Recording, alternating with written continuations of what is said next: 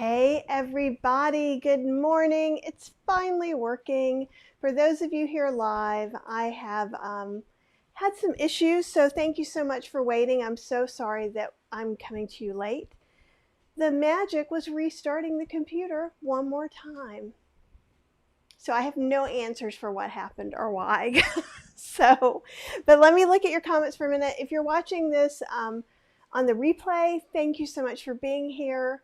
I'm so glad you didn't have to wait on me. So let's see. Okay, great.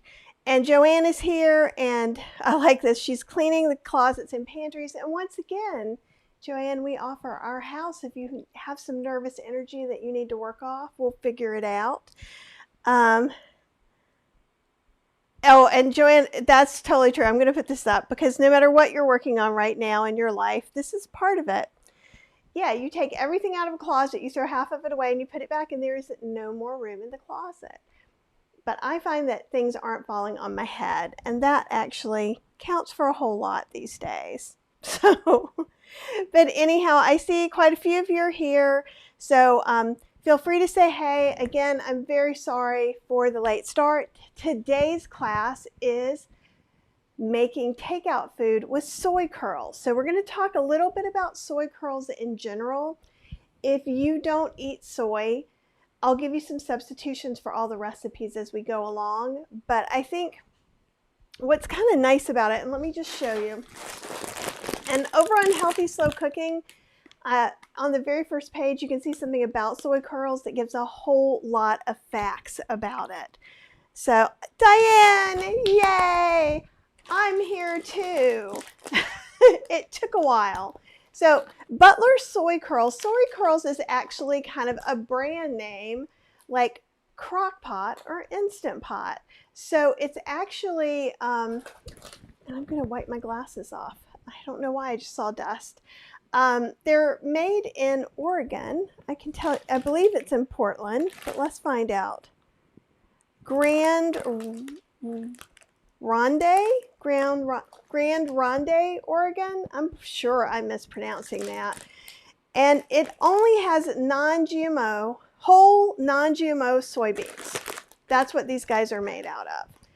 And I know I put some in here. So I'll let you see what they look like a little bit.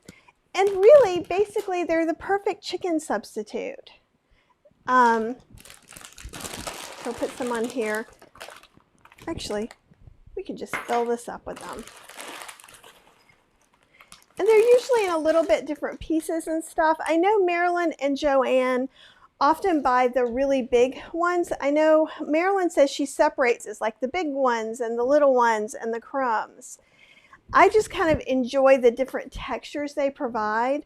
And in a lot of dishes, I'll break these in half. So whole non-GMO soybeans are cooked and put through an extruder. And that's what gives it the texture. But there's no other ingredient. There's no salt, there's no nothing. So these don't taste like a whole lot. But what we're really using them for is using them for texture or a chicken replacement, maybe in some things that we used to eat. So we're going to make butter chicken without oil because I'm contrary like that. We're going to make oh, yep, that's a great point too. They are shelf stable, but you can freeze them because there are only whole non-GMO soybeans. They will eventually go rancid. So you can't just keep them for 80 years on your shelf. And going rancid sounds way worse than it is. I thought it involved things like insects and stuff when I was growing up. But rancid just means, if you ever had some oil and you're like, ooh, that's nasty oil. That's all it is. So you would either smell these and be like, something doesn't seem quite right. It's not even like an awful, awful smell. If you taste it, it's like you want it out of your mouth. And because things like soybeans and oats and things like that have oils, it's just the oils in it going bad since it doesn't have any kind of preservatives. So if you get the giant, like, 25-pound bag or whatever, and you can put it in smaller bags and put it in your standalone freezer, or If you had a root cellar, I would think that would be a lovely place to store them as well. And usually what I do, and actually I got some backups because I'm going to go through some of them. I get them in, there's 6 bags. So it's like 1, 2, 3, 4, 5, 6. They're sideways. And you can get them at Amazon. You can get them at Butler Foods. You can, some places have them like Seventh-day Adventist stores. Brandy has said that she gets some there. There's some in stores in Canada. There's not always some in stores in the US. And where I live in Durham, North Carolina, they're not to be found. There is a small coffee shop that was turning into had a vegan grocery section.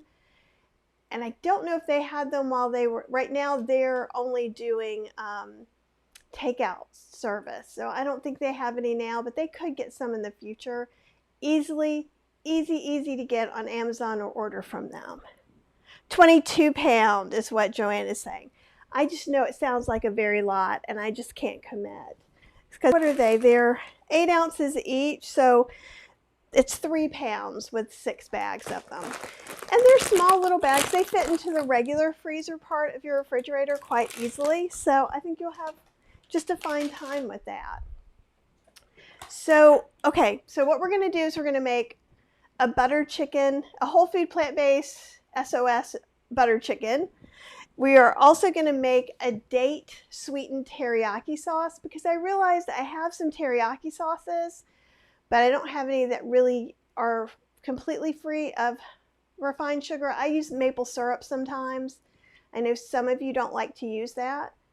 I was thinking the date flavor could add a little something, and that would be cool. We're going to do General Tso's soy curls, and that's going to be kind of cool and delicious and not fried. And I've gotten General's tofu, and actually, in fact, we finally found a Chinese restaurant that doesn't have, or that has gluten-free soy sauce, so I can eat there since I can't have gluten. And I hadn't had Chinese in a long time, and it was really, really greasy, even though it wasn't deep fried what I got. So I think that kind of gave me another little nudge towards making some more Asian-inspired sauces. And I know we made one kind of soy curl kind of for tacos or taquitos last week, but I think we're still going to do another one, just something simple and maybe make it look kind of like ground and see how that turns out. So that's the plan for today. One of the things we're going to need is a bunch of ginger because we're doing basically 3 recipes that need ginger. So I wanted to show you how I kind of do a lot. Hi, Colleen. It is awesome to have you here as always. So while this was frozen, I cut off most of the skin so when I get these big things, I just throw them straight into the freezer. And so these are going to be squishy, a little squishier than garlic often is. And I'm just going to cut it into some pieces, and we're just going to do a whole batch of it.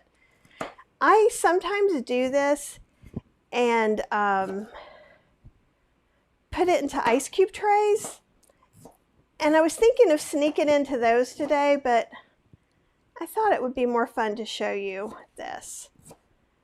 And there's no perfectly right way or wrong way to do this. We could grate it. We could use a ginger grater. We could chop it really finely.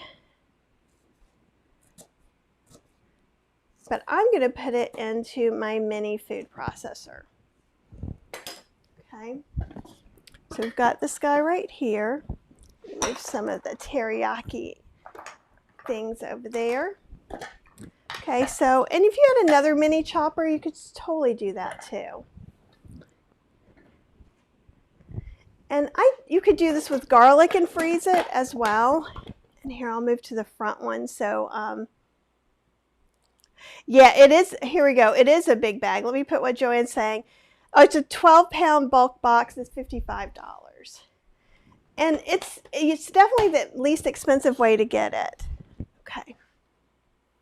And it is, I'm sure it's a very big bag. So let me let you just see. I'm just going to pulse it. I'll shake it. And I'm probably going to go ahead and scrape this down a little bit. I'll let you see from the top. Since it's been a hard day, I'm going to use my Happy Halloween spatula. There we go. Let's get it here where we can really see a little bit better. So I'm just going to scrape some of that down. And in Indian groceries, you can buy bottles of like pureed ginger, just like you can garlic, which is kind of awesome. So you could also do that as a shortcut. Sometimes there are preservatives, so make sure you're looking at, I'm seeing a lot more organic ingredients at my Indian markets. Shake it around.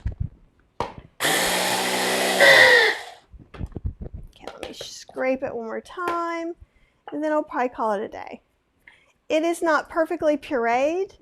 If I wanted to do it and put in ice cube trays, I could have either used a little bit more, I could have put a little bit of water or oil if you use that in there. But you know, this was nice not to chop.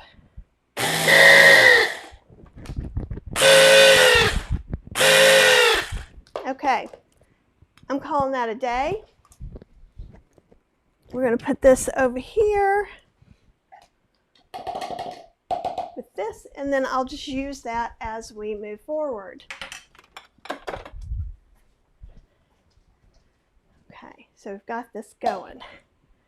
Now, what I thought we would do with some of these, so you typically reconstitute them, and actually I have some reconstituting for another recipe. So let's look at that. When I'm doing this, on occasion, and this is just reconstituted with water, right? And I'm going to squish some of that water off. You could use broth. But see, this is when it starts looking like it's chicken substitute-y self. And again, it has really no real flavor to it. Okay, so this is what it starts out being. And I just pour hot boiling water from the kettle over it. But what I do sometimes is I actually will reconstitute them in a sauce. And I thought that's what we should try and do with this butter chicken. So one of the first things I want to do is find out where I laid my onions. And let's start sauteing some onions while I work on the garlic.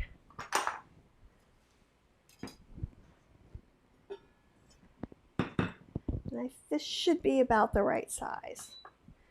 You guys know I have a history with choosing too small of a pot. Okay.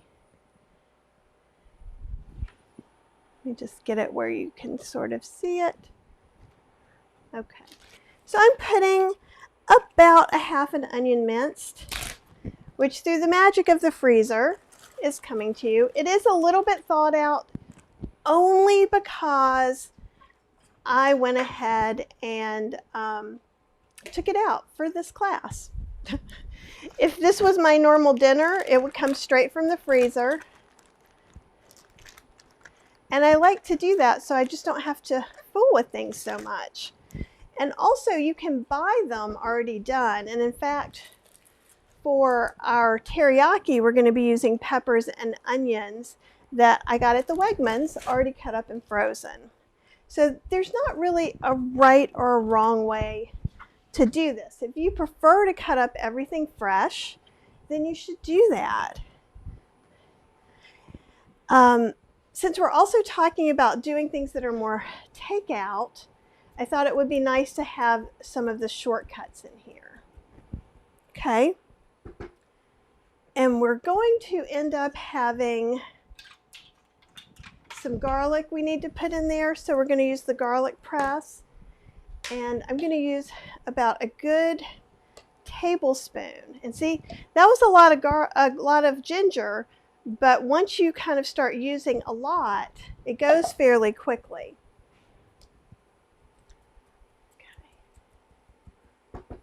All right, so we're going to do about 2 tablespoons of garlic, which will probably be about 3 cloves. We're going to guesstimate. So I'm going to do the whole thing. I think everybody's seen me do this. Hold your knife flat, and it can even be flat like this. That one's a tough cookie. You just want to make sure it's solid like that. Like that one wanted to kind of like pop out and fly across the room. You don't want it to do that either. There was no excuse for me to get it to a pulp like that, but you know, days happen. Okay, I'm just getting that paper off.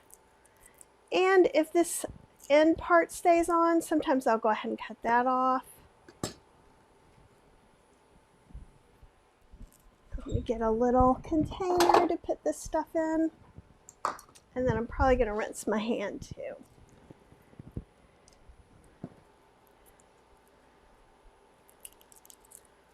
All right, that has a bad spot, so I'm going to cut that off and cut the tip off.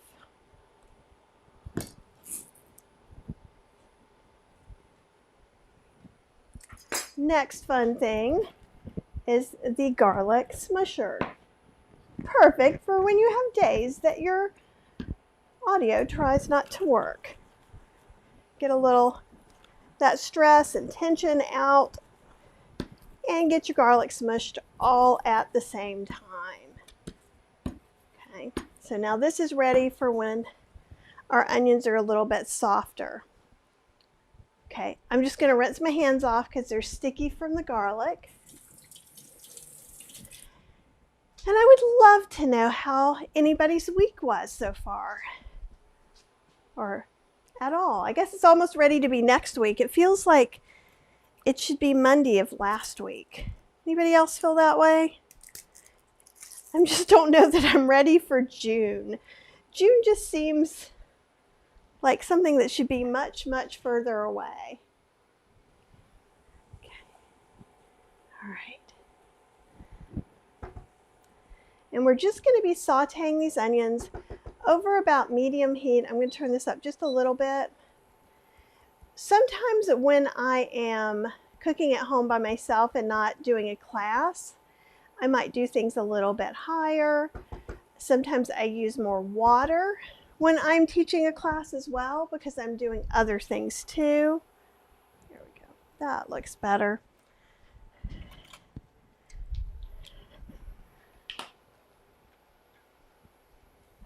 And what we're doing is we're going to be making the sauce. So we're making that creamy, yummy, yummy sauce.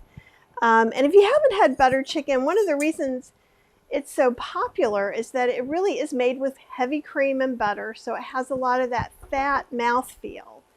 And we're going to try and experiment. I've made it before using full fat coconut milk, but we're going to try putting some oats into our mix, because oats are magic, and I love oats.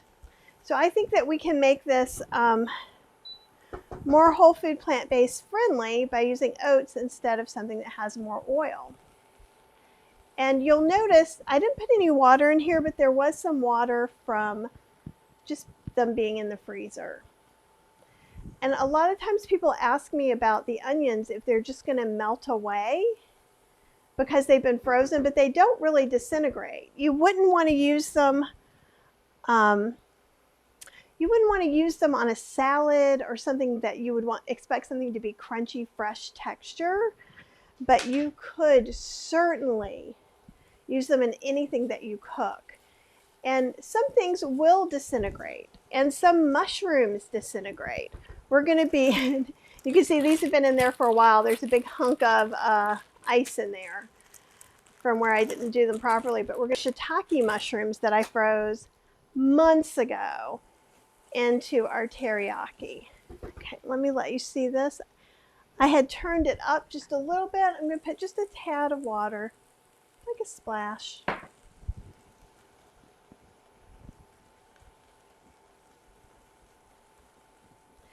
all I'm trying to do is keep it from sticking to the pan. I'm going to go ahead, they're starting to get pretty translucent. I'm going to go ahead and add in this garlic.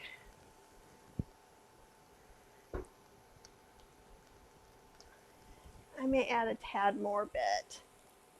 If I was on my my stove, I probably would have been able to get away with not having as much. I just don't want this garlic to burn in the pan. And I'm going to come give a quick wash to my garlic crusher so it will be ready for the next recipe. If I was doing this at home by myself for me, I would just do all the garlic at once. Because here's the thing. I'm thinking everything we're making today could be frozen. The butter chicken is going to be a little bit of a, it might be that it needs to have the creamy element added last, but everything else should be able to be frozen. So you could actually do what we do today and make it for multiple meals. I'm also going to go ahead and put in that tablespoon of garlic. Okay, not of garlic, of ginger. Do you hear Max? I think Max is going on a you know what that starts with a W. Oh, the ginger smells so good, you guys. So good. All right.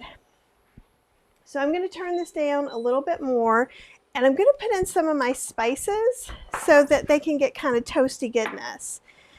So let's go ahead. We're going to put in, I think this one will fit in here. We're going to put in a teaspoon of garam masala, which is just a mix of spices.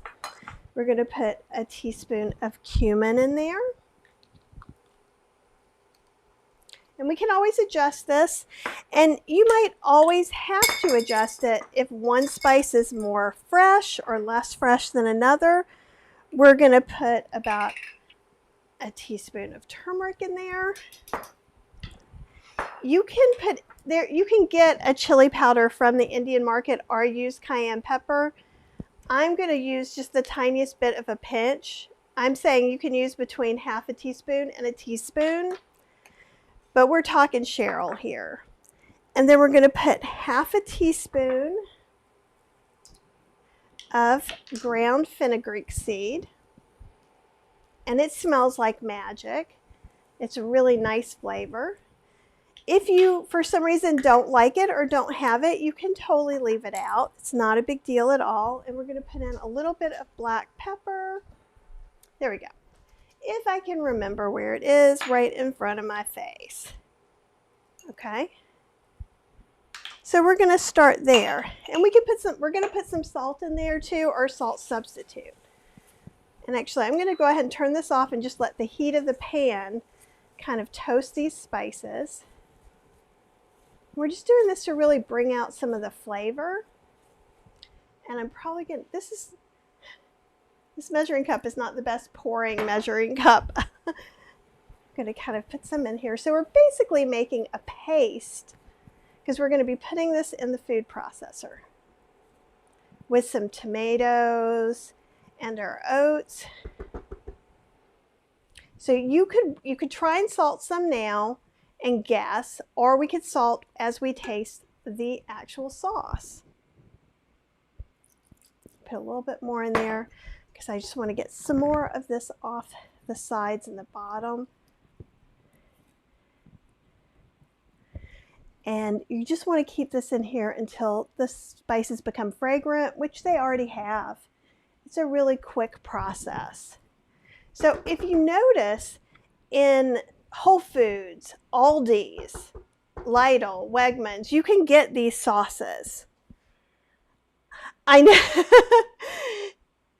And Joanne is saying, I'm on an oat voyage again. I know, because here's the thing. So I wrote Outrageous Oatmeals years ago, and I was thinking of rewriting it.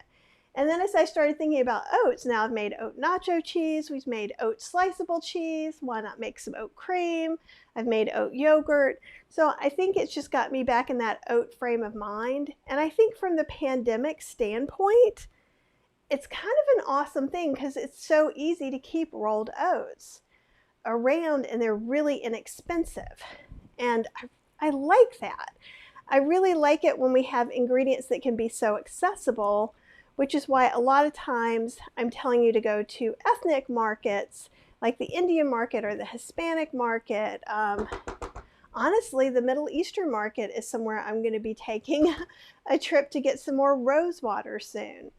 But with us doing like zero traveling, like our traveling is to drive an hour from the house, and I was at a coffee shop on Monday. And I felt like I had gone away, like across the world. It was glorious. So if you're vaccinated, you're able to get out a little bit. It's safe where you are or not. Please use your best judgment with the pandemic. After the pandemic, when you're watching this, you might be like, what the heck is she talking about? That means you can go. So you could use fresh tomatoes for this or diced tomatoes. I'm just going to use a can. You can, and you could get no salt tomatoes. This has a little bit of salt. The only difference may be is you might have to add a little more water to puree everything up. That's really about it. But yeah, no, I like oats, and I think oats have such a neutral flavor. So many more people can eat them sometimes than nuts. A lot of people have a nut allergy too, and I think that makes things more difficult. Okay, so this is just a plain old can of diced tomatoes, nothing super exciting. So the hard part is me deciding which.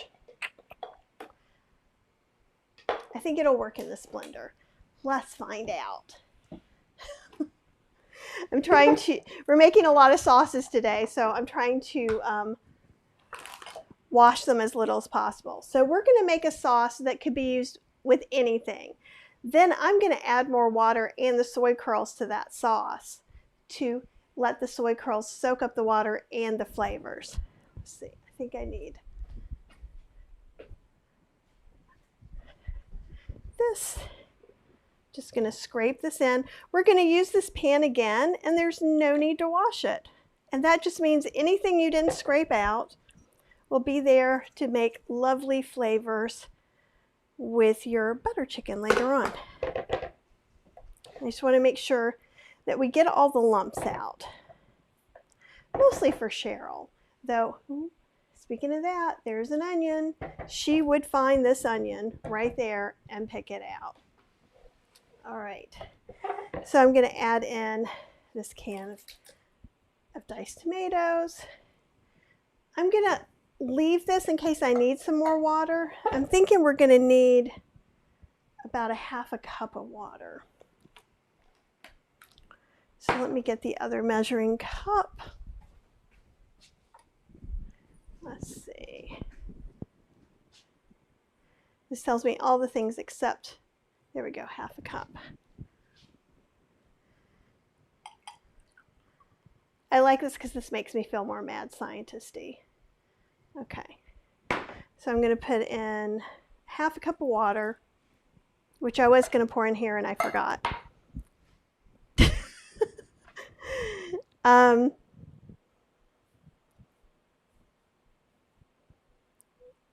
All right, so we're going to blend this up. I'm probably going to go ahead and put about half a teaspoon of salt to start with. I may end up using a little more salt. If you want a salt substitute and you have not memorized it already from watching my other classes, it's 1 tablespoon ground garlic, 1 tablespoon ground onion. That would be like onion powder, garlic powder, 1 teaspoon ground celery seed. Just mix it together in a little thing and use it as your plain salt substitute. Okay, so let's blend this stuff up. I want to blend this first.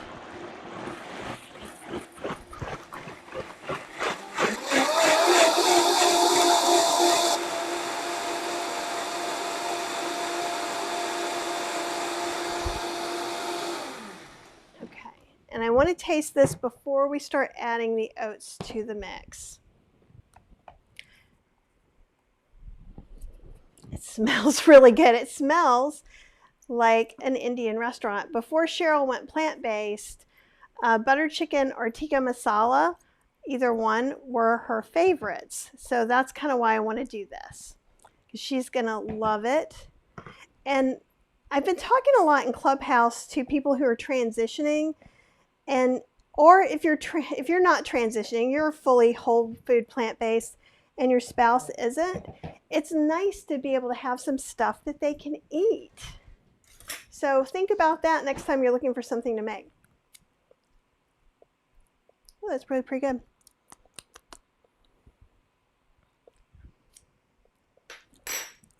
Definitely needs more salt. Wow, that chili powder, I put almost nothing in there and I can taste it. So we'll see if Cheryl's mad about that. Needs something else though.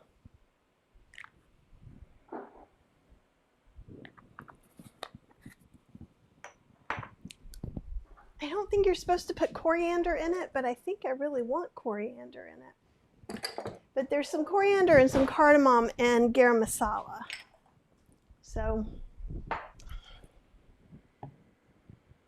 So if this is your first class with me, do know that what I'm doing is, if I'm not sure, if something isn't quite right, and I want a new spice, so instead of putting it in and tasting it and going, oh, that wasn't it, smell the two together. I think that's kind of nice. Let's try the coriander.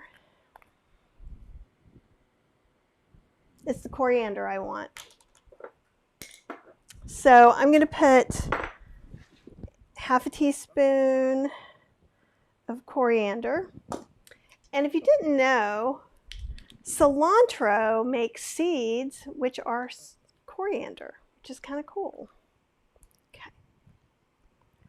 Let me try that and see if that does the trick for me.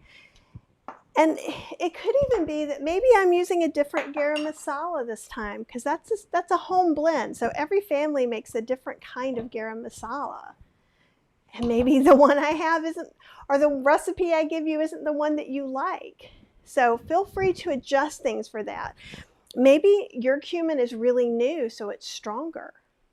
Sometimes if I know that, I'll start with a little bit less. Maybe yours is older, maybe you'll have to put in a little bit more.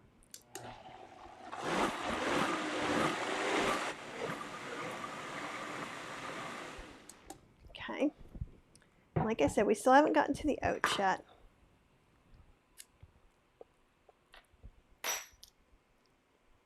That was what I wanted. That was absolutely what I wanted.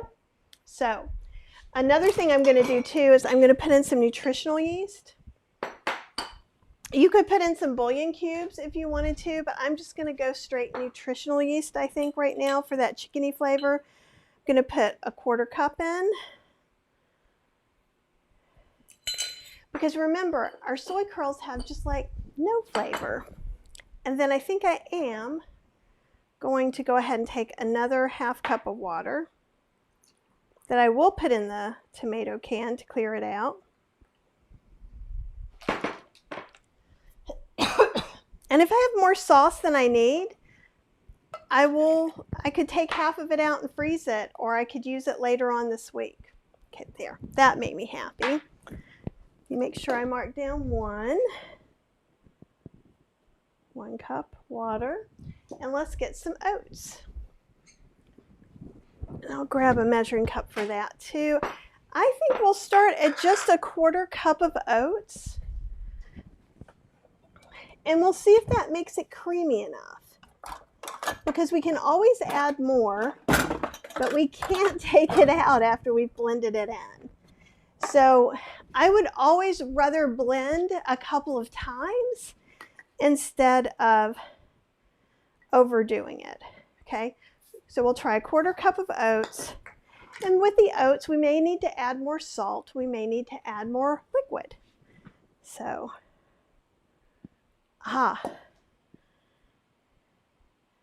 And Joanne says, it's amazing how many people really love the oat book as #1 of your cookbooks. And here's the thing, that's the first cookbook that went out of print. It is, everybody who has it loves it the best, but it did not sell as well as the other books. And I find that a little bit wacky. So I think I know why. I think there's 2 reasons it didn't sell well.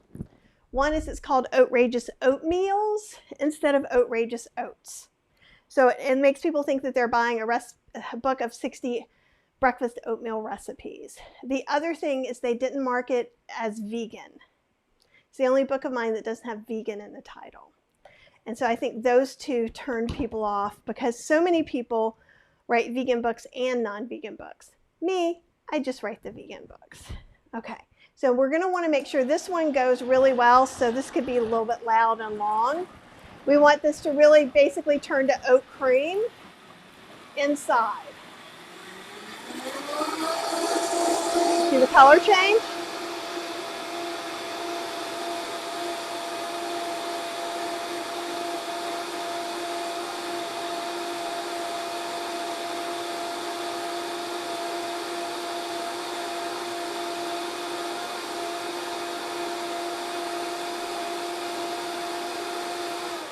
Let's look at it, taste it, see what we think.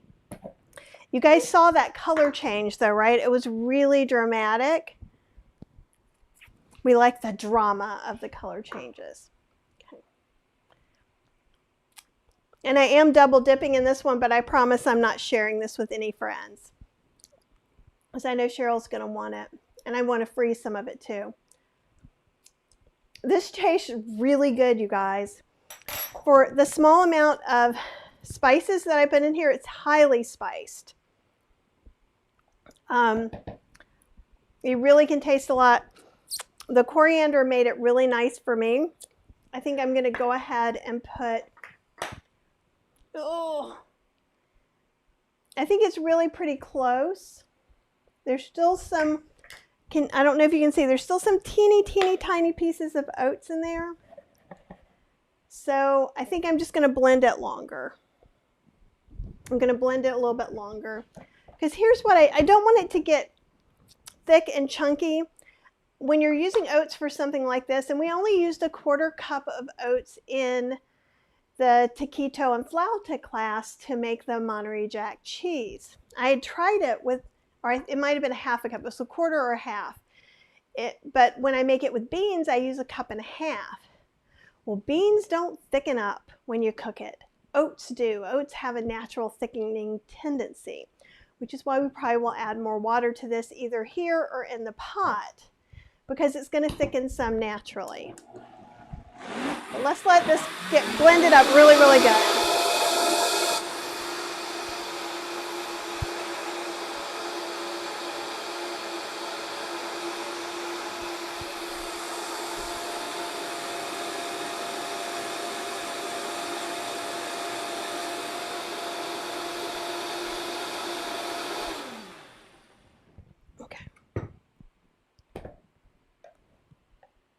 I'm seeing less small pieces. There's still a couple, and it's okay if it's not perfect. Life is not perfect. It's all right. Okay, let me taste it. So you can kind of see it's a fairly thick sauce.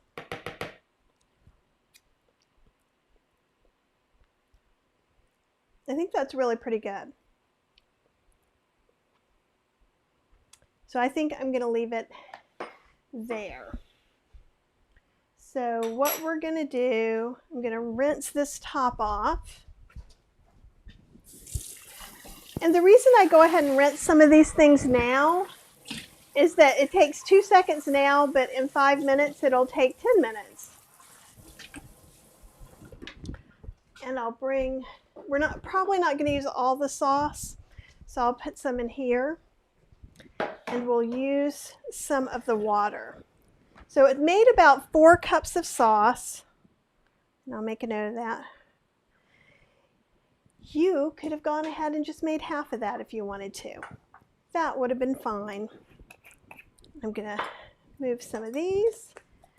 So now what we're going to do is we're going to put the sauce in there. And we're going to put our soy pearls. We're going to put about 2 cups or half a package. I think some of these go over here for a later recipe. And you can measure it or you can guesstimate about half a pack. Okay. And like I said, because we're putting them in, I could use the reconstituted ones or the dry ones. So I'm going to probably put about 2 cups of sauce in here, which I think is about where I want to go.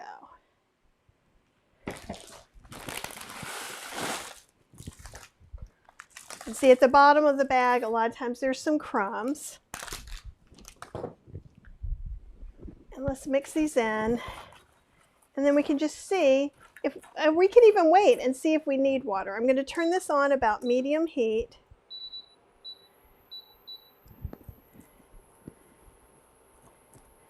And we're going to let these, instead of soaking up broth or something else, it's going to soak this up. And I have extra liquid, so if I need to add more of the sauce, I can.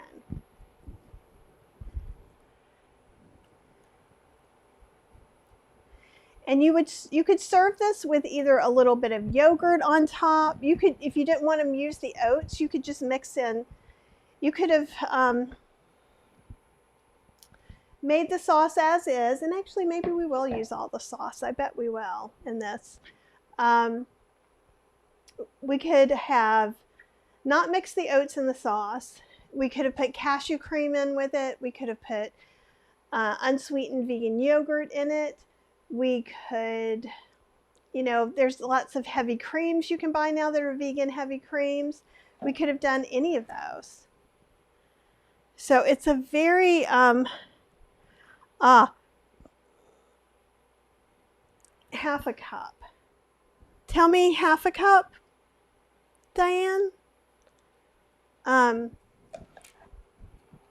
you know what, I am going to go ahead and put all of it in, because you know what, at the Indian restaurant, it's pretty saucy. And if it thickens too much, see, it is thickening, so I want to make sure I'm getting it from the bottom. The crumbs from the soy curls are going to thicken. The oat mixture is going to thicken a little bit. That's why I don't necessarily really want to bring this to a boil. I'd rather this kind of be medium and simmer until the soy curls are no longer crunchy. And Joanne makes a cashew oat cream, and she uses 50-50. And I think that's great, because then you get the mouthfeel of some of the cashews, which can be amazing. And you get some of the nutrition and no fat, right? From, let me come over here and check this. I'm washing that out really good because the turmeric is staining just ever so slightly. So I just want to move this around. And it's just, I think it's amazing when we think about how easy it really is sometimes to make some of these meals. Because you think, oh, well, it was so easy when I had chicken. Well, you know what? This is pretty much easier than chicken, and you don't have to worry if it's cooked to a certain temperature. You'll know if the soy curls are really reconstituted or not pretty easily. So that's kind of awesome. Okay. We've got this nice velvety sauce. And I'm going to serve it with like a little drizzle of soy yogurt on there. Ah, Diane said how much oats I added to the last class. Thank you, Diane. You get a gold star. You are, in fact, the best. Actually, you all are the best. I'm sure you've noticed that before. So we're just going to see how long this is going to take. It shouldn't be very long. And again, I could have also done like this and reconstituted them. And actually, I'll probably go ahead and strain these while we're waiting for these to soak everything up. And I decided to use all the sauce because when Cheryl used to get it, it was a very, very saucy dish. And it wasn't, she switched as she was going along. She switched from butter chicken to butter paneer, or paneer tikka masala. And there are some subtle differences between the two. If you eat oil, you could put a little bit of butter, or you could have sauteed the onions in butter should you have wanted to. That's totally up to you, but it's not really necessary because while it gets a richness of flavor, so these just sat here mostly while we were talking, and I'm going to put them in a strainer. and let them start kind of to strain out. And then I'll come over in a minute and I'll show you me pushing the rest of that water out. Okay, this is trying to get bubbly.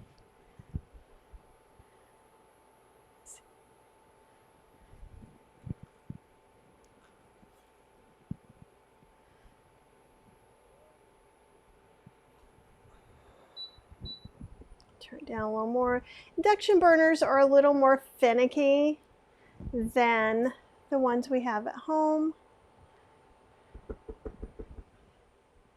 And in fact, probably could turn this to a simmer, cover,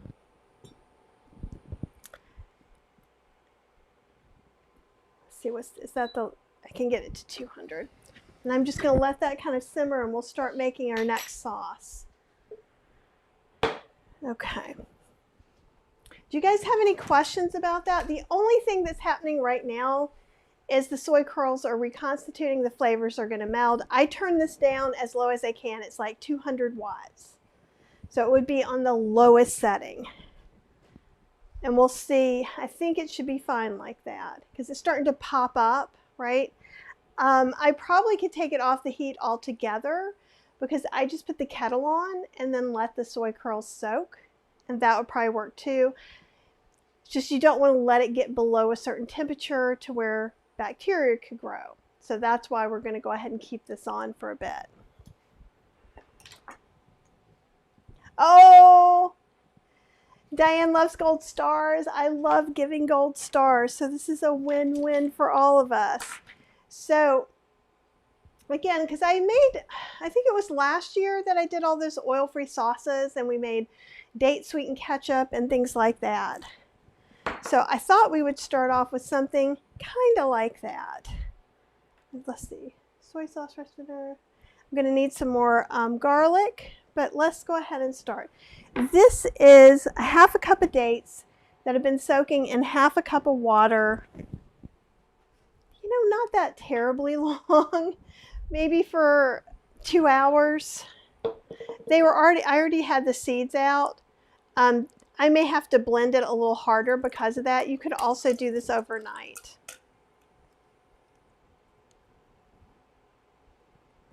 Okay. I am going to add, and let's talk about this too. I'm going to be using tamari or gluten-free soy sauce. It happens to be tamari today. Ha, that sounds like a joke, doesn't it? You could use coconut aminos, you could use Bragg's, you could use really anything that you want. And we're going to put about a half a cup in there. Which is going to take a while. Let me see if I can get this. Yeah. Okay, so I'm going to put about a half a cup in. And that is a lot of sodium. So if you are on a no salt diet, it's hard. I'm working on an umami sauce. I don't know if it'll take the place, but for 1 tablespoon of tamari is 710 micrograms. For coconut aminos, it's 300. And actually, I think I have some Bragg's in here. Let's see what the Bragg's is. This is one before I've said we could use California Balsamics, ginger, garlic balsamic, but you would not use the same amount. Yeah, it's 320. Oh, actually, it's 320 for a teaspoon in Bragg's. So coconut amino salt-wise is way better. So we're going to put half a cup of soy sauce in here. And basically, teriyaki sauce is just kind of this sweet, sticky, delicious thing. And you can put any vegetables with this. We're going to kind of be doing a minimal vegetables today, but I'm going to talk about some things you could steam or serve with it because it's just a little bit easier. Okay, we're going to do about 1/4 cup of rice wine vinegar, or rice vinegar. I always say rice wine. And there is a no sugar, no salt version of that that's easy to find even in the Asian market. Here we we go. And I'm putting in a 1/4 cup. And we'll start with this base, and then we'll taste like we do everything, right? All right. I also feel the need to look at this. Since I've left it alone, unknowing. There we go. Yeah. And let me let you guys see this. So nothing's burning. See how they're getting more bendy? And you can just tell they're not crunchy anymore.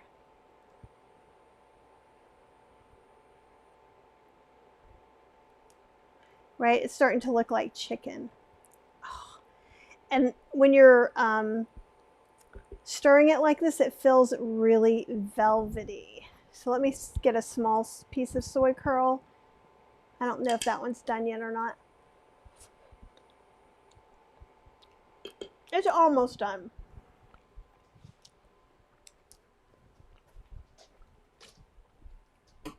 I think normally I'd let it go maybe another 10 minutes. And also, just from looking at this, I think it's going to freeze fine just like this. So that we can have multiple servings of this. We also have Tasty Bite entrees as some backup. I don't want to cook things. And see, I think this could use a little bit more water, possibly. So I'm probably going to put another 1/4 cup in there. But you can do this at your leisure. And we'll find out as, you know, the soy curls soak up more of the water, how much more we need to put in. Maybe I'll put in 1/2 cup. You guys can't see it, but it's just pouring it out on the counter too. I feel like 1/2 cup for the pot, 1/2 cup for the counter.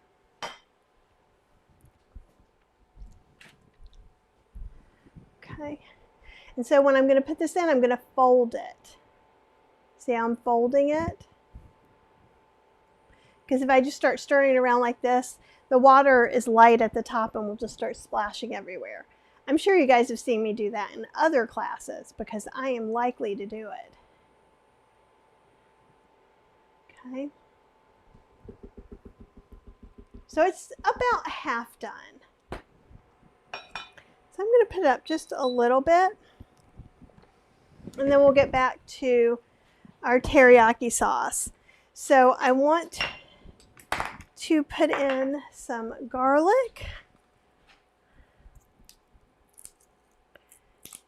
And I'm saying a tablespoon of minced garlic. Cheryl, do you remember if there's open minced garlic in the fridge when you cleaned it? Let's see if I have some in here.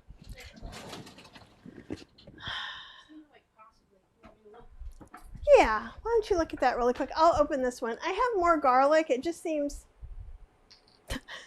like a lazier, nicer thing to do. But I'll go ahead and get this one for this, but we're going to need garlic again for something else. We could also actually not use fresh garlic at all and use granulated garlic. That is always a choice that you have. Say hey everybody, Cheryl. She's super excited about being up here with all of us today. We actually got our shingles vaccines this past week. So we were feeling that feverish thing for a couple of days. So I think we're still recovering a little bit. But you know what? A friend of mine got the shingles and I will be very glad not to have them, because it was very bad for her. So, and in case you wanted to know, we found a new awesome doctor. So if you are in the Triangle area, you can email me and ask me if you're looking for a doctor. She's awesome. And it's okay with however you want to eat. Yeah, I don't know where it is. Our refrigerator is kind of in a bad place right now. Do you ever have those times where you've been not feeling good, or I've kind of been existing on smoothies and yogurt, vegan yogurt of course, but yogurt nonetheless. for the past couple of days. And we tried that Chinese food that didn't work out quite so well for us. Okay. Why am I smushing it? Because it just will make this easier later on as everything's getting blended. I could have put it in there in chunks, but I might regret it later when there's a couple of chunks floating around. So we're putting about a tablespoon. As always, I'll be putting these recipes up today. And hopefully you guys got the recipes from last week just fine. If not, let me know always. Okay, so we've got the ginger. No, we've got to get the ginger. We're going to put 2 tablespoons of ginger. Now you're starting to see why that big old thing of ginger was worth cutting up. Because it's not as much as it seems to be. All right, so, and the date is going to be our sweetener, so that's going to be exciting in and of itself. It's okay if you can't find it. Yeah, it really is okay. I'm not seeing it. I'm not seeing where it probably should be. It's okay. All right, I'm getting a different blender, which is what you're hearing all that noise. You're probably like, what's all that noise, lady? That's what all that noise is. Okay, now I'm curious, and this is going to be the experiment of today. Oh, actually, while you're here,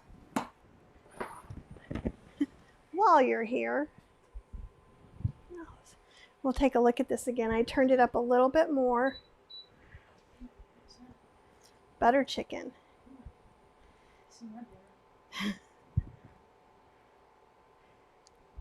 I think I just put that spoon in. I don't know if the soy curls are ready yet or not, but here's the teeny tiny piece.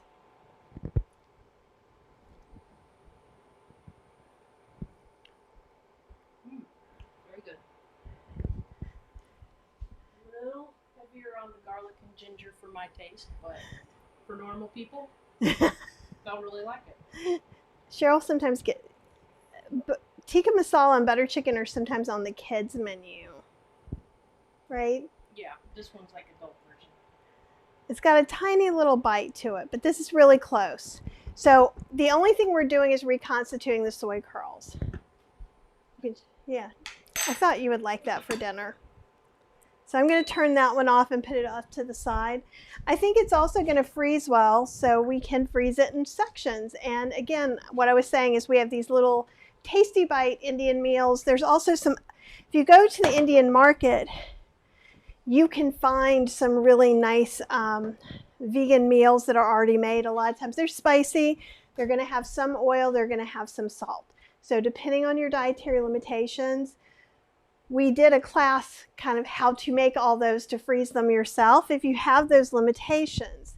If you don't, like to me, it's much nicer to have that as something to fall back on and just heat up some rice. And in fact, I'm cooking some rice over in the corner in the rice cooker as we speak. Aha, here we go. Sandra says, is there a difference between rice wine vinegar and rice vinegar? I've seen them used interchangeably. I use them interchangeably, often in error. Truly what you're looking for is rice vinegar. You can use either one. Rice wine vinegar isn't super heavy. Like I feel like sometimes American wine vinegar has a very different flavor. I think it probably has a more sophisticated flavor. So I think you could use either one.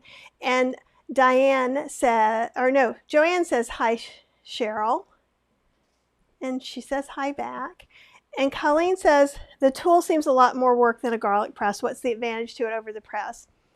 It makes me happy. That's probably, I just like it. There's nothing wrong with using a garlic press. There are tons of chefs that want to shame people who use garlic presses. I have some words for them that I will not be able to say here during class. But whichever way makes it easier for you and makes it fun. And if it's not fun anyway, then even at Trader Joe's and Walmart, you can get minced garlic and water. So the choice is purely yours. I found it in a thrift store, and it makes me happy. It really does. And probably in our General Tso's chicken, unless I might be able to find some garlic over there.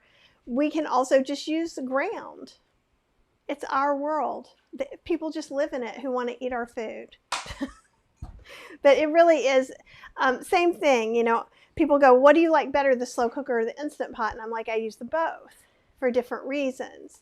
And I find that a lot of times people who have energy in the morning but not when they come home from work, the slow cooker is the best way. They get to put all their stuff in and just mix in a few things in the evening.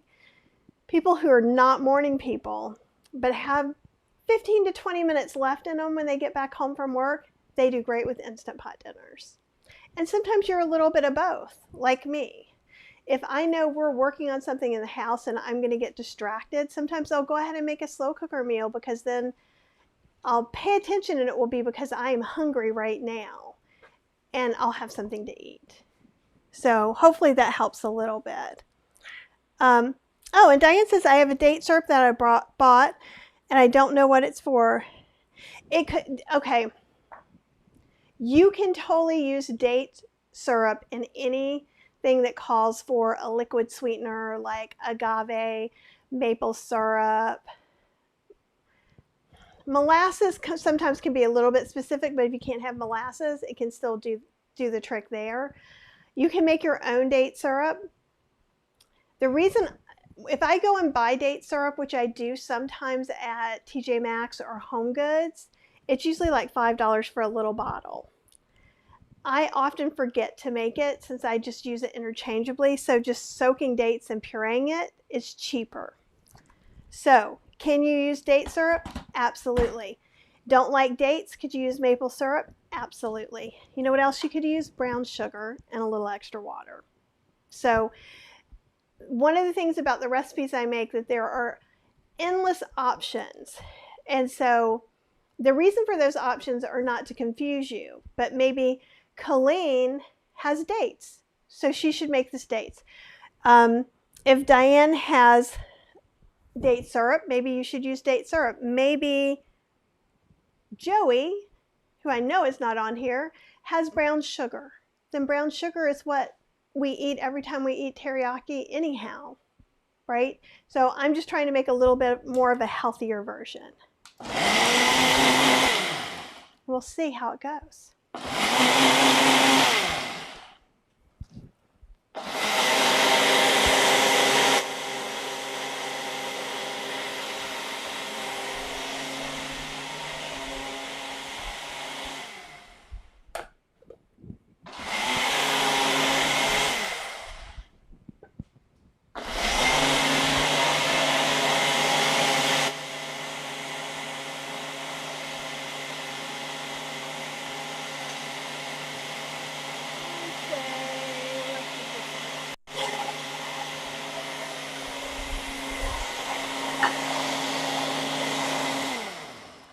And one of the things I want to experiment with too is this is going to be a little bit of a thicker sauce than if we made the regular teriyaki, because it's got the fiber in it from the dates. Ugh. The hardest part of the job is moving around all the appliances. Okay. So before I even get over there, I want to get here and I want to taste. Actually, before I even taste, ooh, it smells good. If it doesn't smell good, then I start to panic ever so slightly, or not so slightly. Grab some tester spoons.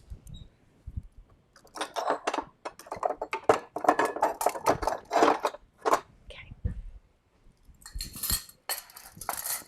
All right, so I'm going to taste it. There should be no need to add any salt to this. Oh, and there so is not.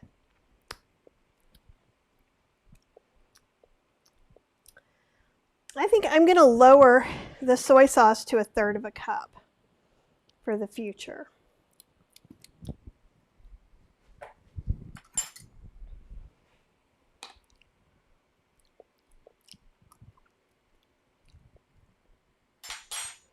And I think we're going to up the water because it's quite strong.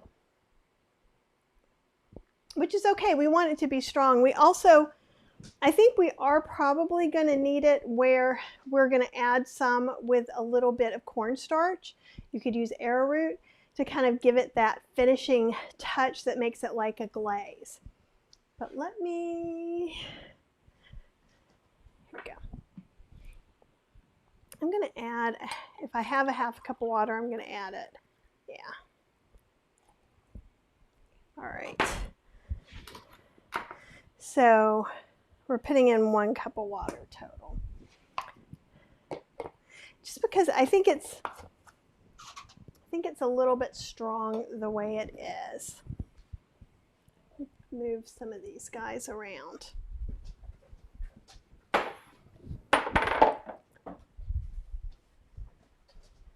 And bring back the blender, the Ninja, Max's Nemesis blender.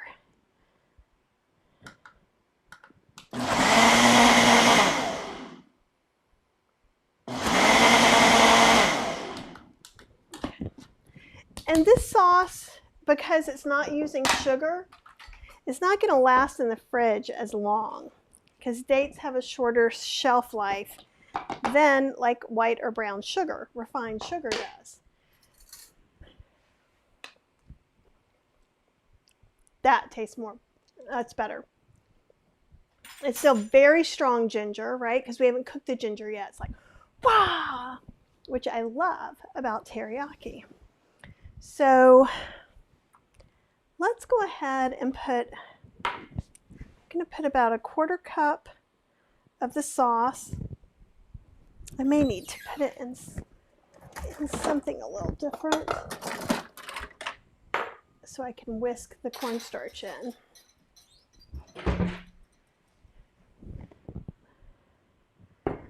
Yeah. We don't need a lot. Just like when we do gravy or anything else that we might use cornstarch for, we just want a little bit. I'm going to pour that in a bowl. And you can see, because of the date fiber, that the sauce is thicker than normal teriyaki sauce, right? And I'm going to rinse this out so that I can use it in the general.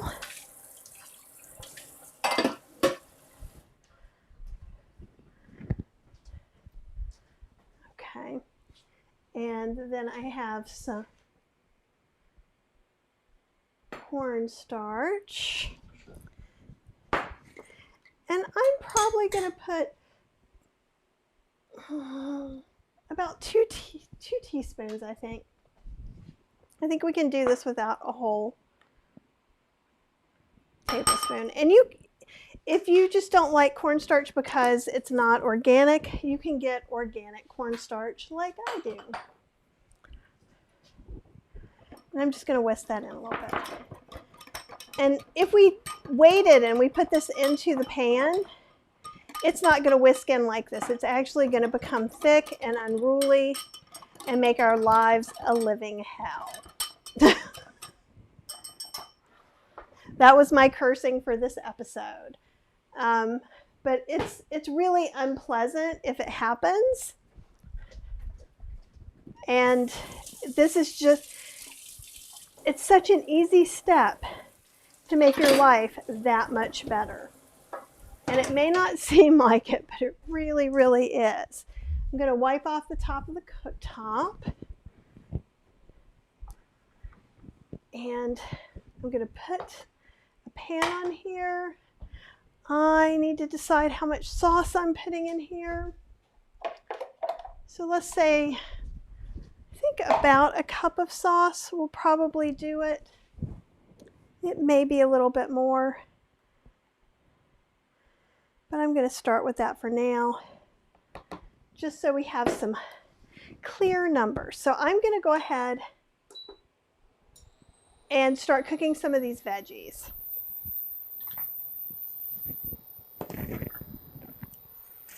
Okay, so I've got these onions and peppers. Probably going to put, I think that's probably about a cup and a half. I'll toss the rest of these back in the freezer for now.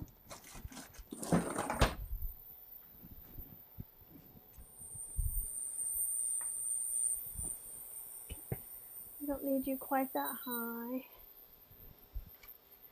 And here's the thing, normally I would chop all this up, but the thing is Cheryl isn't as much of a fan of teriyaki as I am.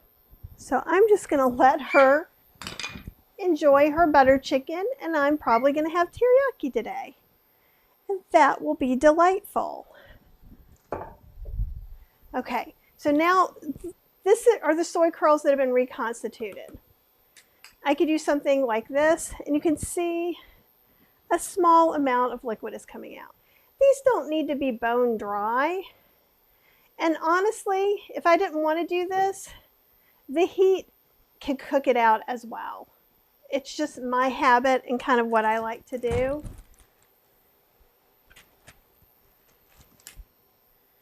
And this could be, you could also add in zucchini, summer squash. You could add in carrots. You can make this a stir fry of all the vegetables you ever desired having. For me today, it's going to be onion, bell pepper, and some mushrooms. Probably about a half a cup of mushrooms.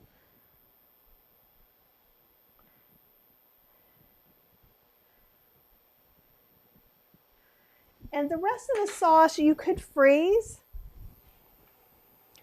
or you could use probably within 2 weeks. The soy sauce is still a high sodium. And this is where things can get a little bit tricky. So we're trying not to eat oil, salt, or sugar. Well, those all help preserve foods. And so that's why sometimes things don't have the same shelf life. So when we're doing a sauce that's a little more like this, and also if you wanted to, you could strain this sauce to strain all the date parts out. And you can kind of see that, you would get more of that clear teriyaki sauce. I kind of like the idea of just, why not, there's fiber there, why not keep it? Sounds yummy to me. That's where I'm at. And you can see these veggies, I didn't add any water, but because they were frozen and started to thaw a little bit, they have some water of their own and they're cooking just fine.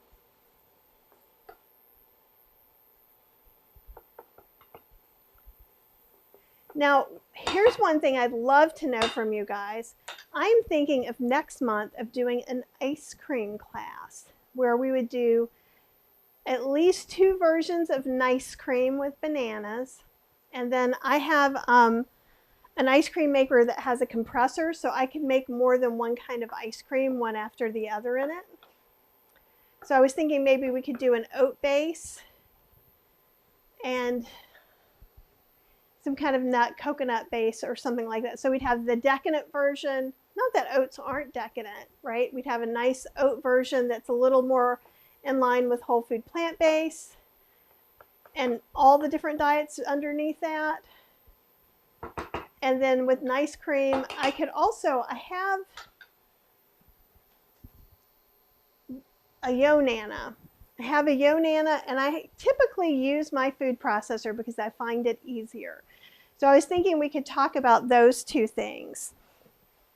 So I'd love to know if you're interested in that. And I was thinking that maybe in July we could do one class on popsicles, because while popsicles just sound like things you shouldn't have if you're trying not to have sugar, we could make like a date banana fudge-sicle.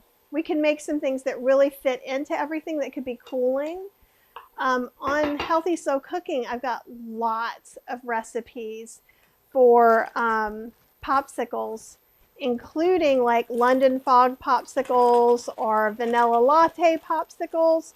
So sometimes I have been known to freeze my morning drinks and have those as popsicles on the hottest of days. When you wake up and it's like 97 to start the day off with, I say that's when it's time to not drink your lovely morning drink, but to have it in a popsicle form.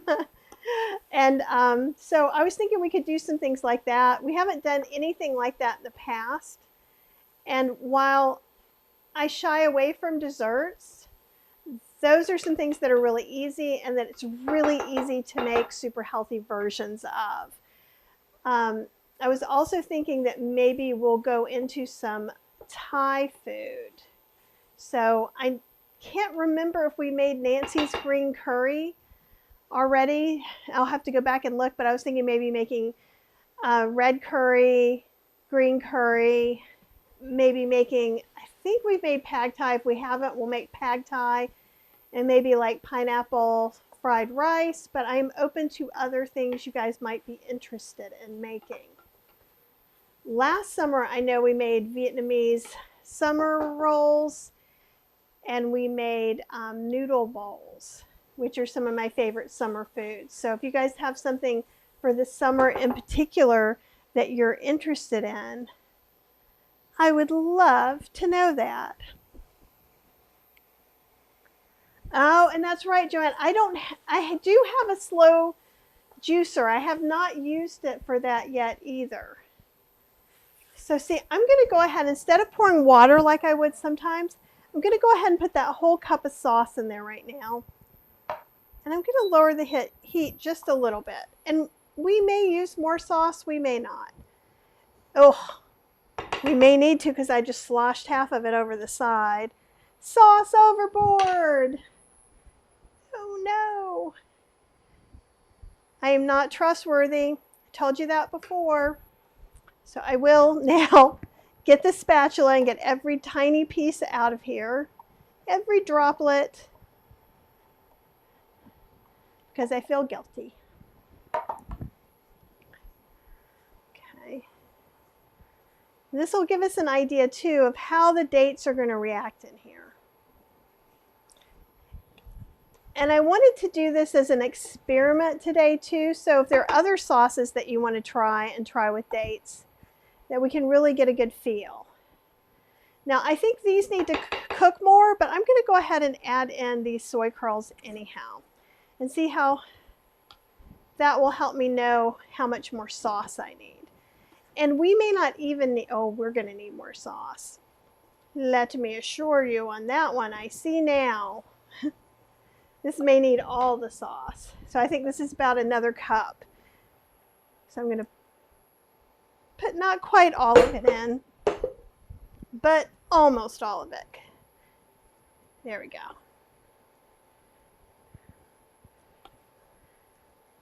And I'm going to turn it back up a little bit.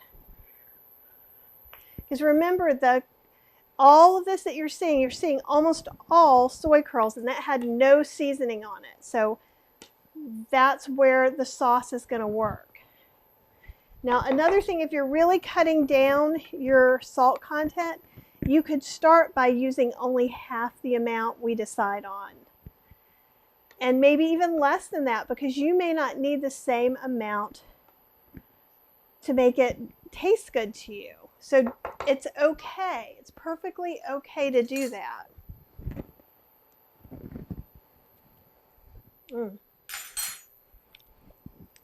It tastes really good. It's not sticky, candy sweet the way some teriyaki is to me. And I'm going to go ahead, while that's cooking a little bit, is I'm going to turn the kettle back on. And I'm going to open up some more soy curls so that they can be kind of reconstituting for the next one. So you may hear the kettle in the background. And you could always make double the amount. I'm going to go ahead and use the same bowl that I just used. And it's about 2 cups. I just look for it to be about half the bag. The bottom part is going to be more little pieces, but that works out well for us. This is what we want to make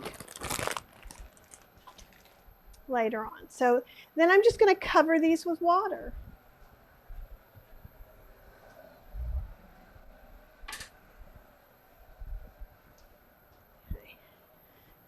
this back on where you can see more of the excitement. There we go. And see how easy this is if you have everything kind of prepped and ready to go. And I probably could have saved back a little more sauce. There's still a tiny bit in here that I may use even to make a dressing or something. So I feel like the veggies are pretty much cooked. And then I'm going to add this bit of sauce that I put the cornstarch in. That's what's going to help everything thicken up and get a little more glistening. So I'm going to raise the heat on that as well. And then I'm going to come back and mix that in.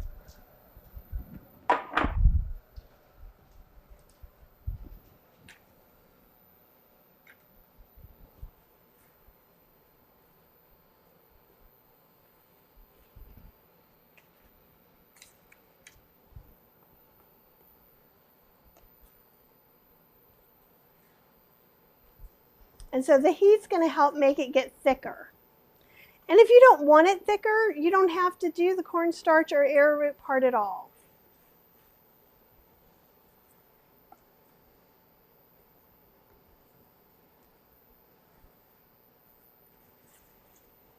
And so what I'm going to do, and another thing I do sometimes too, is I have a bunch of rice cooking. So we are bad about, now that we both work from home, and Cheryl's office actually is doing permanent work from home, that we don't always do so good on the lunch. So I may go ahead and freeze some of these up. See how you see in here how it's getting that way and getting a little glistening? It's looking a little more like something you'd get at takeout.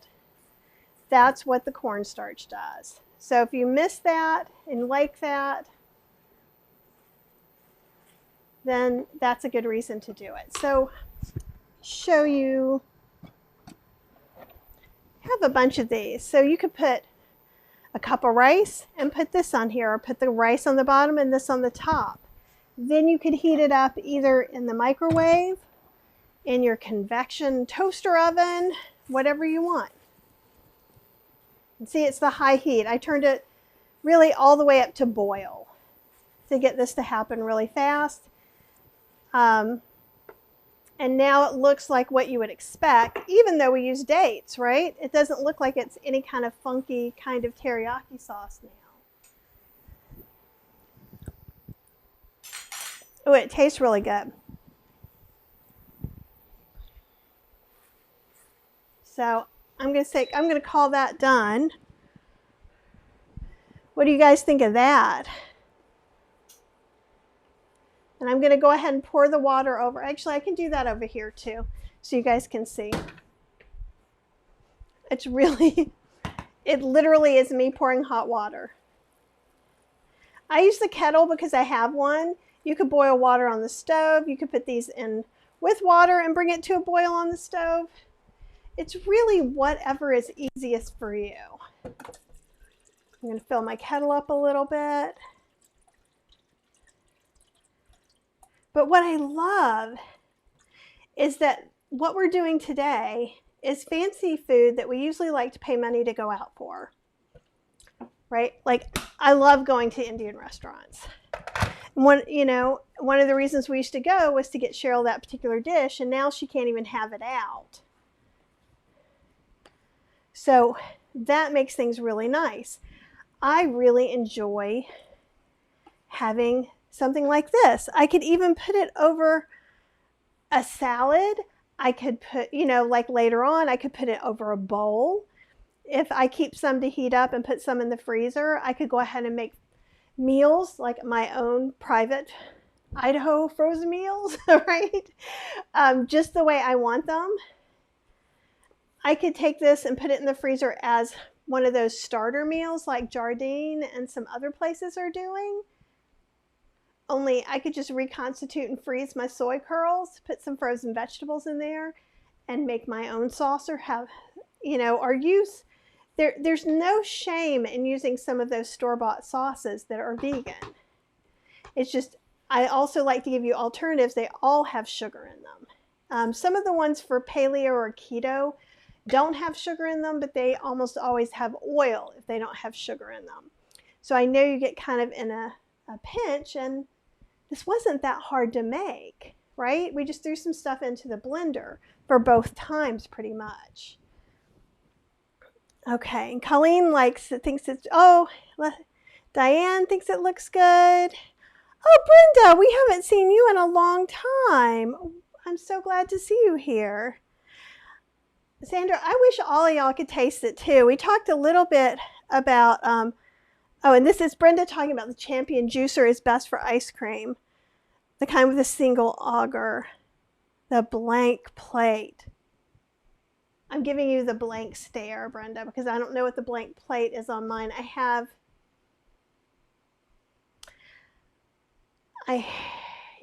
just not sure. I'll definitely check that out, but I can show you. I don't really think the Yo Nana is worth it. I have the fancy Yo Nana now. I bought the cheap one on Amazon, and then I found the $100 and some one at the thrift store and bought it. Gave my other one away to a friend, as I am likely to do, which is why you should all live near me. And it's a pain to clean. And you guys know I hate cleaning my food processor, but it's much easier to clean the banana stuff out of my food processor than it is the Yo Nana. So it'd be interesting to see both. If someone has a Champion juicer, if you could either make a video and send it to me, we could put that in class. Because I don't have a Champion juicer, and I'm not sure the juicer I have. I have two. I have the Breville Fountain, which I know will not do it. But then I have the Slow. I have a Slow one, but I don't know if it has a blank plate or something like that. So I'd have to check that out. Okay, awesome.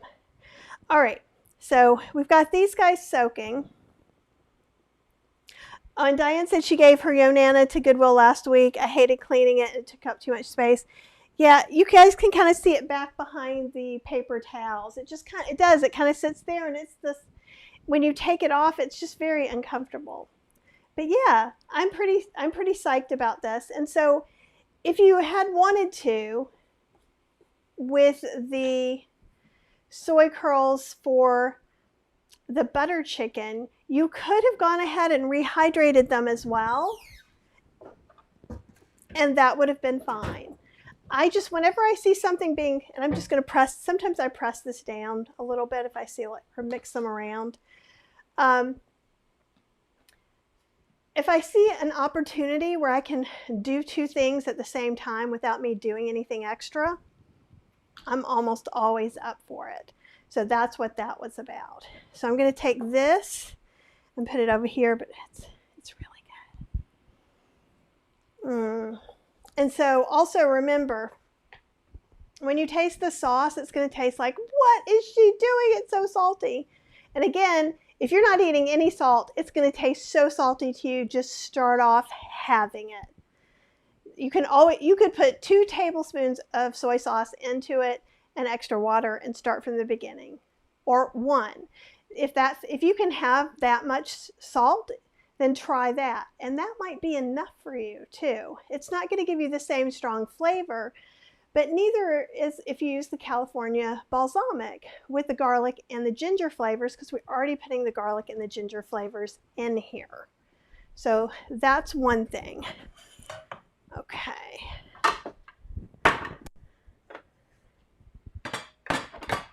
I tried to pull out all the pans I can use on the induction burner. I probably won't be using all the pans I can use on the induction burner, but it's nice to know. It's nice to have them around. Okay, let me put this in a little container and rinse this up. And then we're going to make General's chicken. And General's chicken is an American dish. And that's all there is to that. So basically, it's salty and sweet and spicy. And that's about it. So there is no grand gesture that it really gives Chinese cuisine. It's just one of those things they made salty, spicy, and sweet for Americans. So I don't feel very bad about changing that around. So I think what we're going to do this time is we're going to use some maple syrup. I need to get that out of the fridge. The fridge is a hot mess right now. I think I said that already. Okay.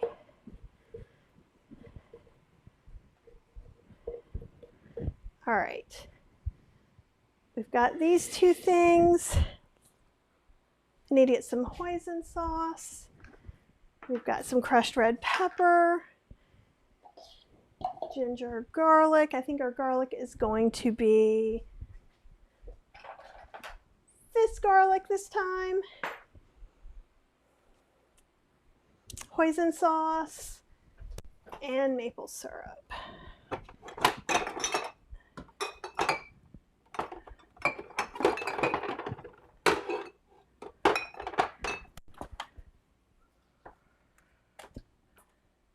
You ever have that feeling you should have gotten that soy sauce out to begin with?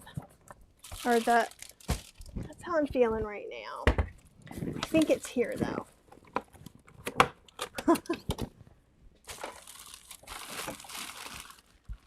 No, it's not. Sorry guys. I can also just grab some brown sugar or something too. So that is another option if I don't find it shortly.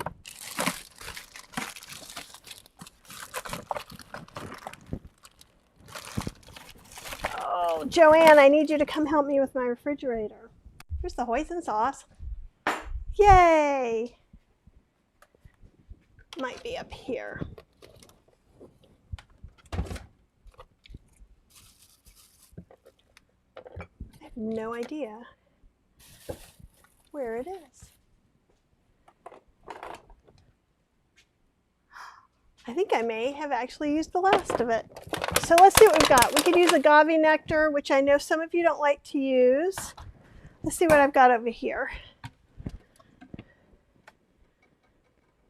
I've got agave nectar. How much brown sugar do I have? I've got just a tiny bit of coconut sugar. I don't have enough date syrup. We're going to go for agave. Now, I usually get raw agave, but if you hate agave and it bothers you and you're not good with it, you don't have to be good with this. So just know that. You can still, we could use soaked dates for this one too, just as easily. Okay. Okay, great. And Brenda is saying, yes, those slow juicers will not work, just the ones like Omega and Champions. And Joanne says her son took his Yonana. He's paleo. It is a pain. And I've been really surprised because why I like it in my food processor is it doesn't get all in that top part that I have an issue with. And I don't know if I told you, but a friend of mine did get the Breville food processor and loves it. Okay, we're going to do some toasted sesame oil. Put these guys back. Okay. And we have a 1/4 cup. So I'm going to do about a 1/4 cup of soy sauce. You could do coconut aminos. Maybe we'll do coconut aminos, just so we can try that. So I'm going to take that little cap off, just like I did the soy sauce.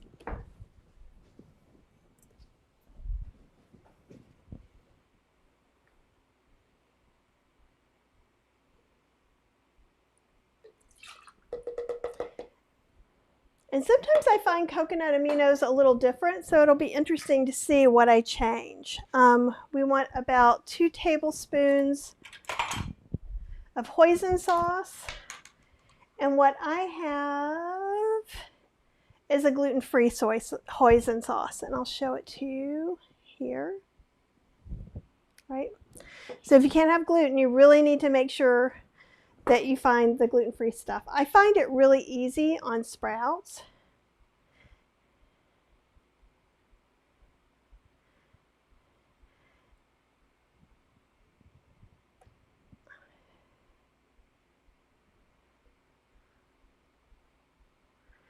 And this is kind of what gives it that kind of interesting flavor that's hard to decipher.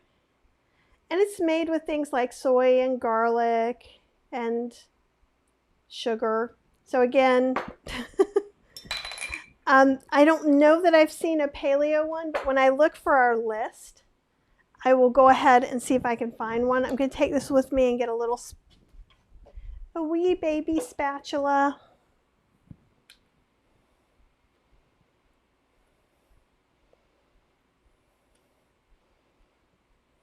Okay. Does anybody else end up doing this spatulaing the spatula back and forth, trying to get every last little crumb off? Or is that my own personal neurosis? I'm willing to take it either way.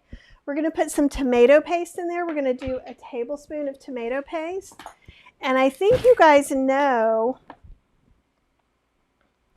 that what I'm going to do with the leftovers is I'm going to get a piece of aluminum foil. You could put a piece of parchment paper on top of it. Do them in tablespoon splotches. Roll it up and put it in the freezer. And I just grab one when I need it for a stew, a soup, anything that's going to be heated. You could do it for this too. I just would probably thaw it out ever so slightly so that you're making not more work for yourself, because I think that would be not helpful. Okay. So I'm going to just take one good tablespoon. Get the stuff out of there. Okay, then we're going to do 2 teaspoons of ginger, which is not quite a tablespoon. Okay. And in a minute, I'll show you. You could also wrap this little bit up in foil or just put it in a small container. It's 2 teaspoons of garlic. So I'm going to start with about a half a teaspoon of garlic powder. I can always add more. I can't take it out once it's there. So we can either use these crushed peppers, these crushed chili peppers like for pizza, or you could put some sriracha in there. And you can do that to make it as hot as you want. I live with Cheryl, so I'm going to put a tiny baby bit in there. You can make it as hot and spicy as you want. Okay. Now is where we would put dates or maple syrup. I'm probably going to put about, let's start with 2 tablespoons of agave, which I would transfer into a 1/4 cup of date syrup. Agave, actually, I think I'm going to go ahead and put 3 in, just because this is a very sweet one, a very sweet sauce. That could be maple syrup. I would use 1 for 1 on maple syrup. Date syrup is a little less sweet. You could probably even put in, and I did 3 tablespoons of agave. I think you probably could even do a 1/4 cup dates and puree it in there too. So let's see, I'm missing the thread. Okay, and Diane's saying there's tomato paste that comes in a squeeze tube. There is, and here's the problem with that and me, possibly not with you, is then you're supposed to use it up in a certain amount of time, and I don't use it up in that certain amount of time. That's also why I don't just put this in a container and put it in the fridge. It's because I cannot be trusted, and I will have to throw away 2 to 3 tablespoons of it, and it makes me sad. I don't like being that kind of sad. Okay, great. So we've got the sweet. I'm going to put about a teaspoon of sesame oil in here. You could use tahini instead.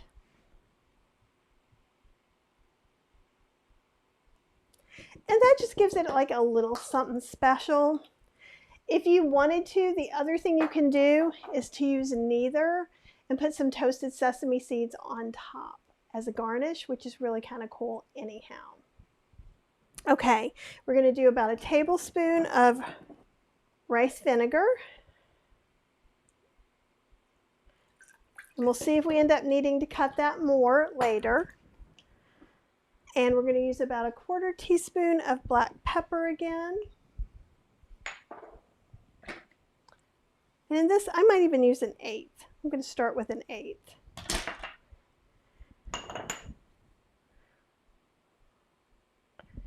And I'm going to use 2 tablespoons of nutritional yeast because we're kind of trying to make this like chicken.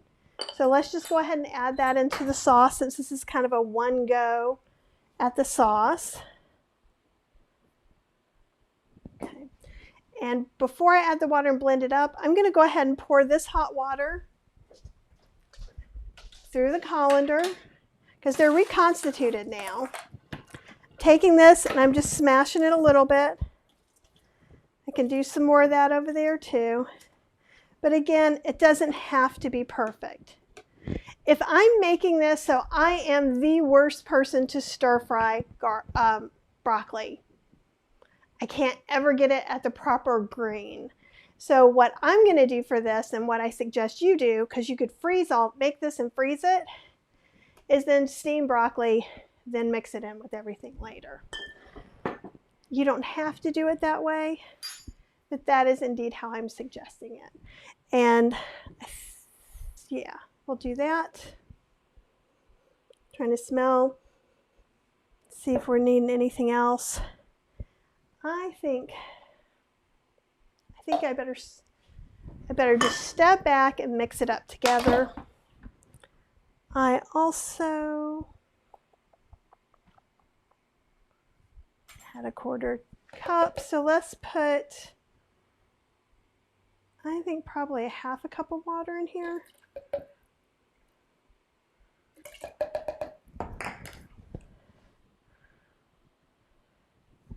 Because then we'll do the same thing with the cornstarch if we want it to be that kind of shiny, clear way again.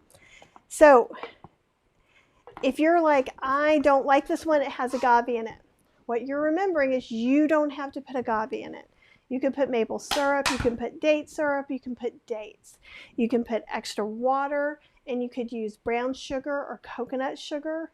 That's the reason I always kind of say sweetener of choice to taste. And we can just see this agave nectar may be a little sweeter. I want this to be kind of sticky sweet, little spicy, kind of salty. It's kind of like American food in one bite.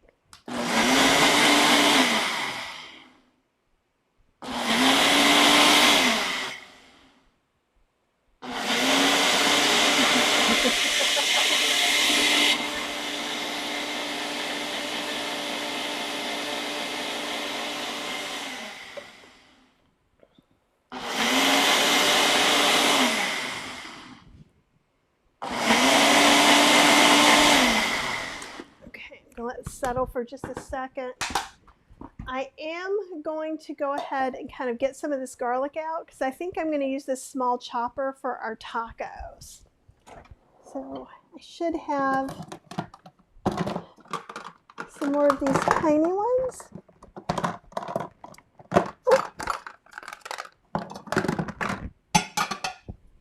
This may be too tiny, but I like these little teeny tiny containers. Gonna, that I can let it soak a little bit because this has been in there for a while, so now it's going to be a little harder to rinse off.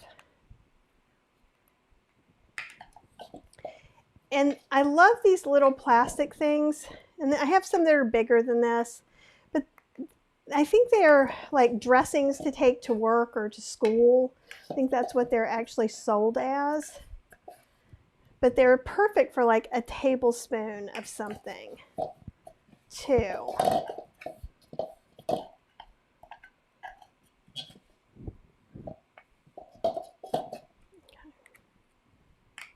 All right. So I'm going to take this over and pop it into the sink. And thank you, Joanne, for saying I'm not the only person who is not a perfect broccoli cooker. And I think I just get too distracted for it, really. And see, this is the other container that I put that sauce in. And I love them. And I just want to rinse this out. Well, actually, I want to use a little bit of soap because I'm going from ginger to Mexican food. And we'll just let all that soak until we're closer to ready for it. I'm ready for lunch. All right. Dun, dun, dun, dun. The reveal. Okay.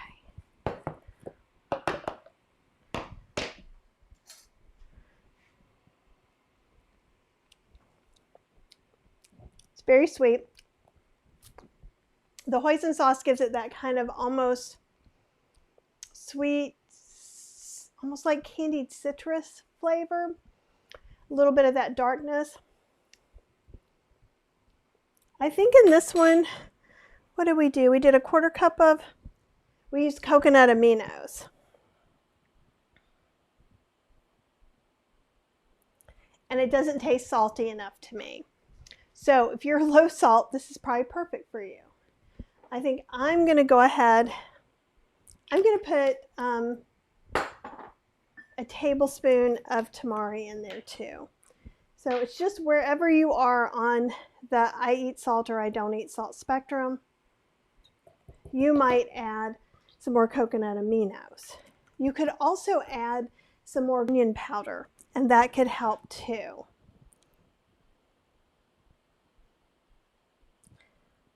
Okay, let me see. I think this could be a little spicier too. We'll see if Cheryl gets me. I'm going to put a little bit more.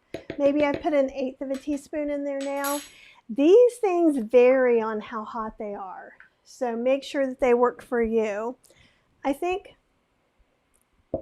think it needs more ginger, but I do think it needs more garlic, so I'm going to up that from 1/2 teaspoon to 1 teaspoon of ground garlic. So I'm going to put a little bit more of that in there. I think that's also going to help my little sodium craving that I'm getting here. So let's mix that up a little bit more.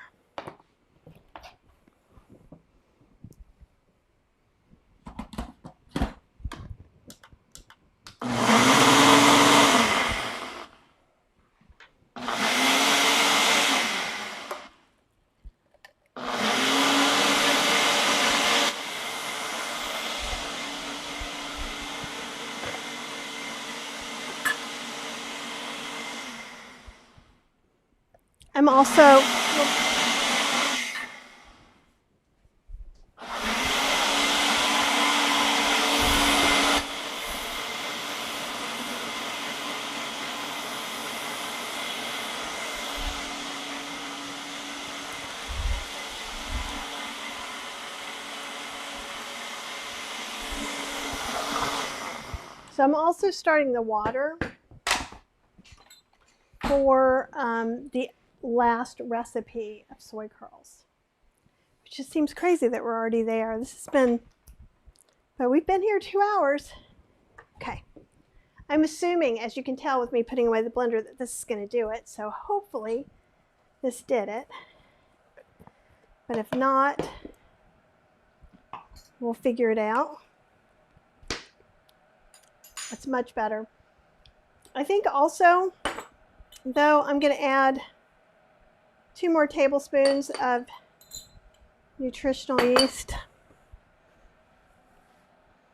So I'm going to make that a quarter cup. And I think that's going to fix it. Every time you use the blender a second time on these Ninja ones, it makes me a little bit crazy because it gets kind of everywhere, but sometimes you got to do what you got to do.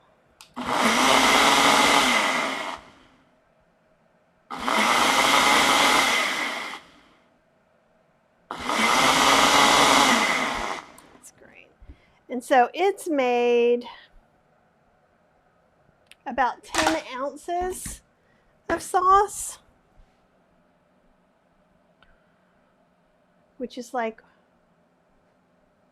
a cup and a half, right? I think. So we're going to pour most of this in here. We're probably going to leave about a quarter cup in here. And then I'm going to try just mixing in the cornstarch in this blender, which I've never done before. So I feel like a new magic trick is due, right? So I'm going to go ahead and pour some of the sauce in here. Leave about a quarter cup. And then I'm going to go ahead and put 2 tablespoons. Actually, I did 2 teaspoons last time. Let's try 2 teaspoons of cornstarch.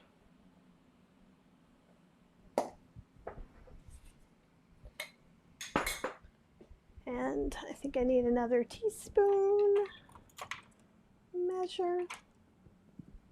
Half teaspoon, so we'll do 4 half teaspoons. There we go, which is 2 teaspoons, even though I did something 4 times. Math is amazing sometimes. Okay, so I'm going to go ahead and have this start heating up a little bit over medium heat. Let's see what happens. It should work. And if it doesn't, we'll figure out another way to fix it. And I can hear my water boiling, so I'm going to put that on the soy curls.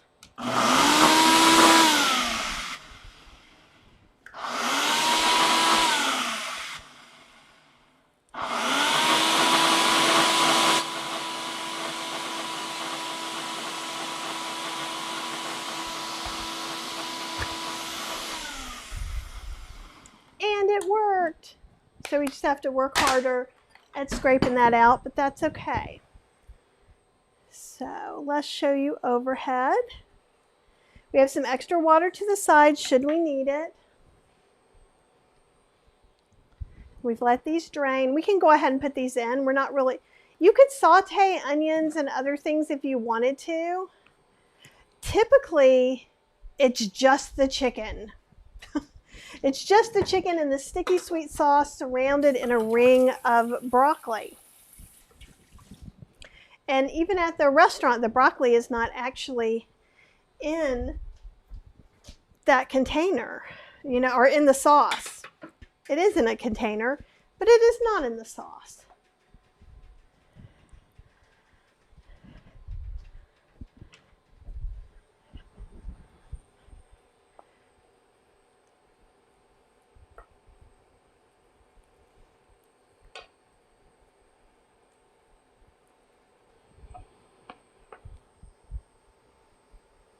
Smells really good. We can turn it up more if we want to.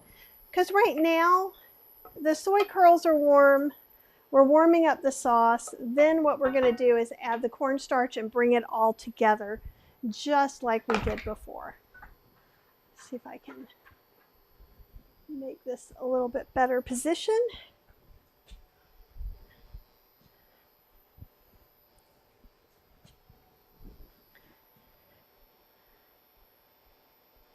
Oh, and Linda says this looks so delicious. It's even better than the real thing because there isn't oil pooling on top. I know. And Linda, you may have missed this, but I was saying I went to a regular Indian restaurant because they had gluten-free soy sauce, which doesn't happen often. And my tummy didn't feel good because there was so much oil. The flavor was good. But the thing is it's not that hard to really kind of do these flavors. And let me tell you too, in no uncertain terms, that I am not trying to give you authentic Chinese recipes. This is something that's made up in America anyhow. But a lot of times, and I wish I could get a little more into Chinese cuisine. There's a couple little cornstarch balls that didn't get into everything else that I'm going to take out. And I'm just kind of pouring this on top. This is the one with the cornstarch slurry, basically.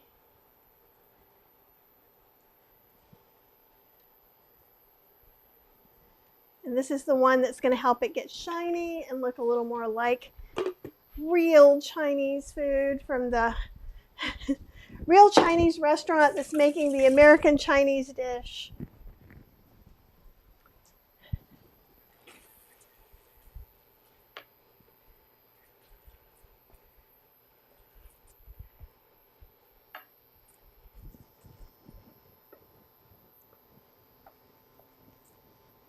And if you see a big long soy curl like that, if you want to cut it, you can, or you can leave it. And now Max thinks somebody knocked at the door because I did that.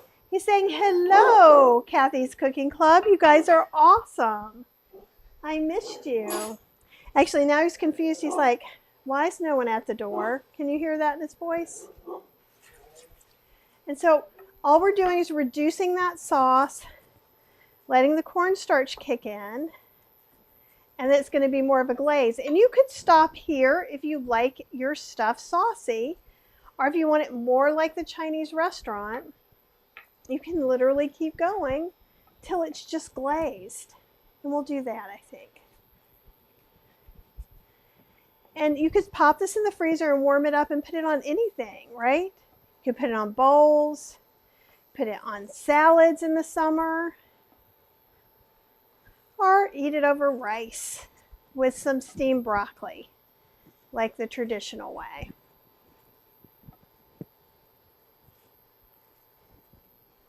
And see how it gets a little shinier and more clear as we add that cornstarch, which is super counterintuitive, but is that not the way of the world sometimes?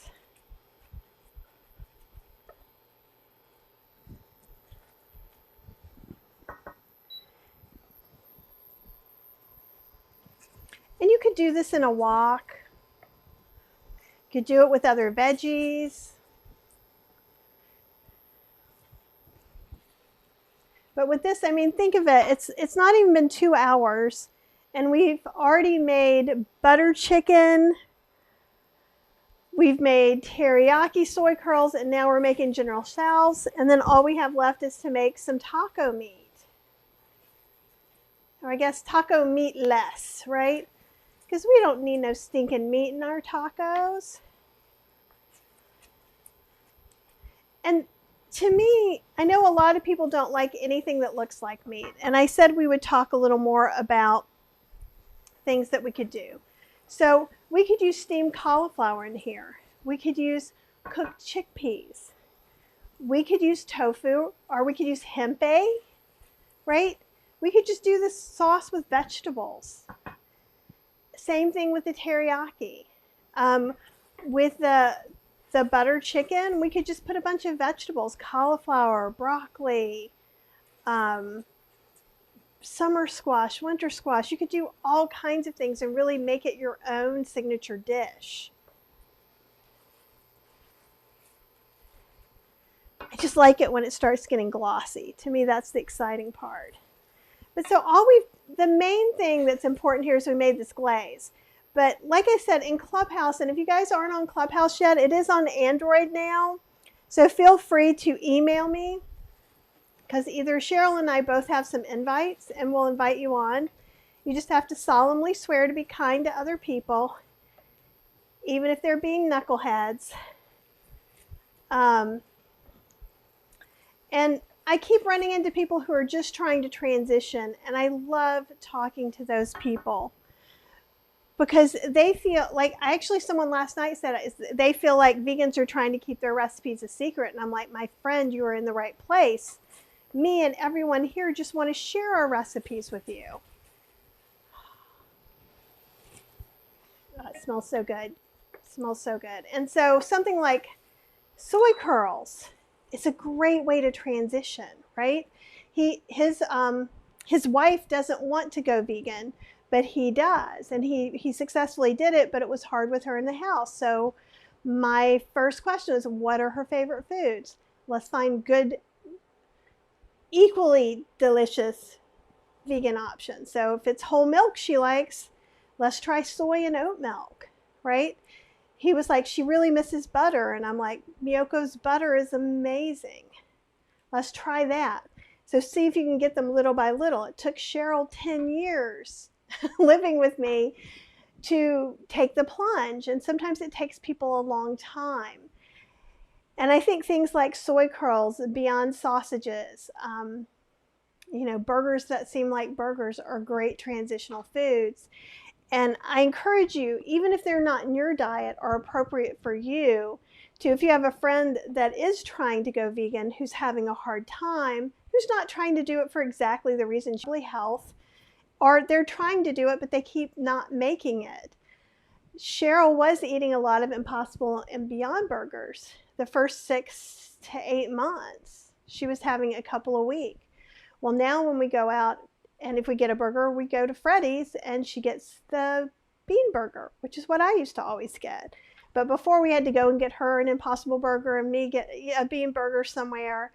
And what happens is after a while, they just need to start, feel comfortable, and then that gives them some time for their taste buds to change. And I think we all know it can be really hard making a huge dietary change alone in a family. So, okay. One last look at these. There we go. Yummers. Okay. Let me set this over here. Move some other things that I didn't need, but I have just in case. And I think we're just going to make up a little thing of this. Let me get my grinder together. We're going to now, with our last thing of soy curls, we're going to grind them a little bit and make them look like taco meat.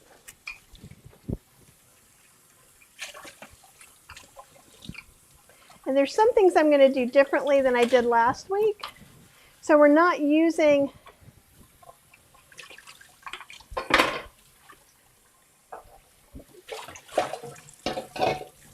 going to be using mushroom powder and some things, so you could. So we'll talk through some different things. And it wasn't very long that I did this. So let's look at these. Yes, exactly. We weren't perfect when we became vegan. And there's no such thing as like a gold star vegan. Like, I don't get a toaster oven because you did it exactly my way. I don't think I need any more toaster ovens anyhow, but I'm a competitive individual. I would want one, I promise you. So see, it really doesn't take long for these to reconstitute once you pour boiling water on them. They're really pretty much done. Okay, so I'm going to do the same thing I did before. I'm going to dump it into this colander. I'm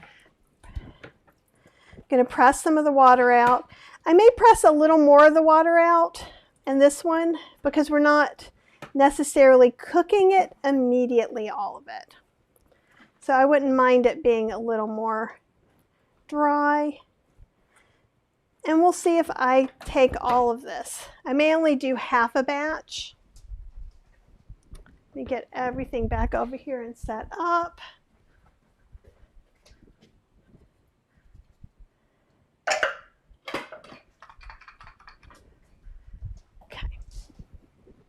So what I'm going to do is basically make it into ground meat shape in a food processor. And then we'll look at some of these other things we have nearby, including a whole slew of spices that I have. Yeah, and see, that's the other thing is that, sometimes in Chinese restaurants, they put chicken broth in things, and you may not find out until later. Or maybe, I always find out if there was some sort of lard in the beans because my stomach goes crazy. I've been meatless since 1983, so I can detect it. It's not helpful to detect it after, but things happen. Things change. The Light Life hot dogs, which are still vegan, are no longer gluten-free. They never told anybody. People have been buying them forever. I had to give away some of mine. I'm very sad because that was my go-to hot dog on things like Memorial Day or to take to friends' houses. And you just have to be kind. Yes, and that is a great thing. You can freeze reconstituted soy curls too. And so I was kind of thinking of maybe doing that to see. So let's put, let's try putting about half of them in here. We'll see, maybe I'll go ahead and do all. I'll do about however many fits in here, which is probably about half. Let's take this big guy, put him back in the pond of soy curls. Okay, so I think probably the side view is going to be a little bit better. And here's another thing. I could have done this before I reconstituted them if you want real tiny crumbles. I just didn't quite want crumbles either.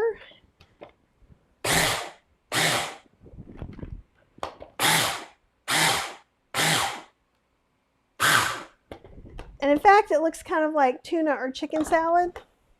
And you could make that from right here too. So you could stop here, throw in some tofu mayonnaise, mustard, pickles, and you got yourself a nice chicken salad sandwich. Add some seaweed stuff in there and you've got a tuna salad sandwich. It's like magic. So let's see where we're going to go with this. I'm going to wipe all this off a little bit.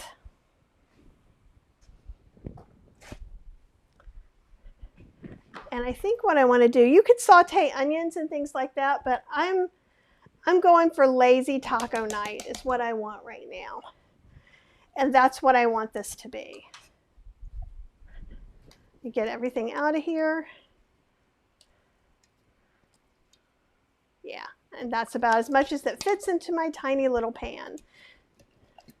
And this makes a bunch of tacos. This could also be on top of nachos. It could be on a taco salad. It could be in your flautas. You know, we did a different flauta last time. We did a soy curl filling. All right. Let me move a few things and then we'll get to seasoning. So I'm going to say 1/4 of a bag pulsed in food processor. And you know what? And Colleen was wondering about freezing, which is awesome. Joanne is always full of amazing ideas. You all are, which is why you are all my favorites. Okay, so first things first. And Joanne has a good thing too. You can save the crumbles from the bottom of the bags. I'm too lazy to do that, so I just make my own. But like Marilyn was talking about doing that with when she buys the big bags, is that she takes them all out and then the bottom it's all the crumbs and then that's what she would use it for. So, all right, we need some things. I think we need a 1/2 teaspoon of cumin. I want this to be a little bit cumin forward. I'm just kind of sprinkling on top. If you had taco seasoning, you could totally do that too. I'm going to do a 1/2 teaspoon of Mexican oregano. You could also use a 1/2 teaspoon of regular oregano or marjoram. Let's do a 1/2 teaspoon of smoked paprika. And this is what I almost did last week and then I realized, oh, I'm supposed to do that this week. We're going to do a 1/2 teaspoon of garlic. Actually, yeah, a 1/2 teaspoon of garlic. Because if you get that taco seasoning, all it is, it's spices mixed together that you're paying a lot of money for. So I encourage you not to do that and make your own. You could make a big batch of this and keep it too, just like we do with a lot of the other spice blends. Now I'll let you guys see from, I'm just kind of sprinkling it on. We may change some of it. I'm going to put a little coriander in there because I'm going to put 1/8 teaspoon of coriander. I'm just kind of feeling it today. you could use chili for the stew spice. It has a lot of these things in there. It has chili pepper, it has cumin, it has garlic, oregano, right, and some chilies. Instead, I've got some guajillo chili, and I've got some ancho chili. So I'm going to put in 1 teaspoon of guajillo. And all I do is take those dried chilies, toast them. Well, I take the chilies, I take the ribs and seeds and stems off, toast them, dehydrate them, and grind them in the spice grinder. And let's just do a 1/2 teaspoon of ancho. You could also put in some jalapeno or something like that. I'm looking for kind of a more traditional flavor. So, and I have everybody lined up over here for me too. And before the heat comes on, I'm just going to try and mix some of this in pretty well without throwing it all out the side. Anybody want to take bets on what's going to happen? Because I'm not. But see how it's starting to look a little bit the way chicken tacos would look. You see the chilies in there. You could put some caramel color if you want it to be a beef flavor. You could also put some mushroom powder in there if you just want it to taste more beefy. I'm going for chicken tacos. I feel like with soy curls, this is the faux chicken class. And another class we could do is to do things like chicken salad, tuna salad, some of the different things, stuffed tomatoes. So I don't know if you guys are interested in that. I know I saw there was interest in the ice cream. I don't know, was there interest in the popsicles at all? It's near the end of the class. Yeah, it looks like a Bean Club seasonings, exactly. Steve Sando. And actually, I'm supposed to have some sort of clip. I think it's the New Yorker. I think it's the New Yorker that's doing a video about Steve Sando. And they asked if they could use a clip from mine. And they didn't tell me which one. I was like, sure. So hopefully my hair isn't all crazy or crazier than usual. Okay. So I've got this kind of mixed in. I feel good about it. But what I need to do is smell it. Does it all smell good together? And remember, this has not been on the heat yet. So the flavors are going to intensify once I heat them up. I am going to need a little bit of salt and pepper if I want. I think I'm just going to do a little salt. I think I'm going to start off with a 1/2 teaspoon. And again, you could use that same plain Jane salt-free seasoning of 1 tablespoon granulated garlic or ground garlic, 1 tablespoon onion powder, 1 teaspoon ground celery seed. Mix it together, put it in a jar like this, use it to season to taste. Okay, so while I'm mixing this in, I'm just on for a minute, about medium heat. And here's the thing, I could also put this in the air fryer on some perforated sheets and let it get tougher and chewier. So that's another way you could do it. Okay, and Diana is interested in chicken tuna salads. I know the dehydrating class I know we're interested in. Dehydrating class, chicken tuna salad. So maybe like traditional summer salads could work. Not interested. And why don't you, I'll send out an email too, and let's get some interest in what you guys want to do. I'm also thinking of maybe doing a Thai class. So how do you feel about Thai? Tell me what else you want. I know you want the New York deli, but I'm just not ready to do it yet. I'm not opposed to doing it, but I've got a lot of practice and research to do. And I've been bringing some people onto my team, and we've been creating this content process and some other things. So basically, when I hired them and thought it was going to take a lot off my plate, I became a full-time manager in addition to my other duties. So that's why that's not happening soon. That'll probably happen in the fall. That's also why I'm a little nervous about the dehydrating class too, is I haven't had a lot of time to practice. But again, if you guys let me know specific things you're looking to dehydrate, that might move it along quicker too. Okay.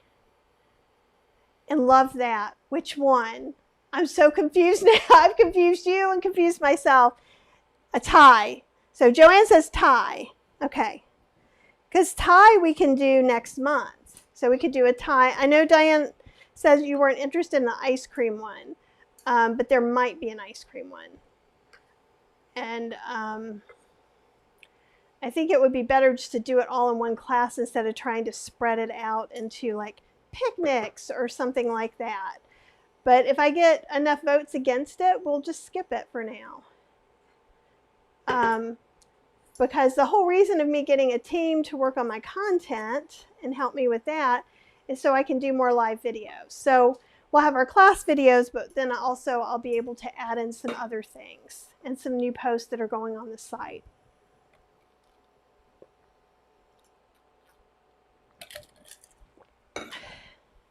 Okay, Thai. It sounds like Thai's good. And Diane has a dehydrator. Brenda says Thai. Now, Brenda is kind of a dehydrator person too, right? Brenda, don't you have the templates for some of the fancy dehydrators in addition to the nut milk bags? Okay, and we're looking, I like that, Joanne. Tuna, chicken, potato, corn salad. We could do Mexican corn salad, or were you thinking of something else? Coleslaw. I have 80,000 coleslaws. We could totally do that. Easily. And so what's happening now, the soy curls were already ready to eat. This is just making the spices smell wonderful. And if you want it soft like this, which a lot of chicken tacos are, you can leave it like this, or we could spread it thinner and put it in here or put it in the oven. Like we've done with barbecue jackfruit before, or, you know, put it in the air fryer and let it get crispy. But I'm going to taste this now.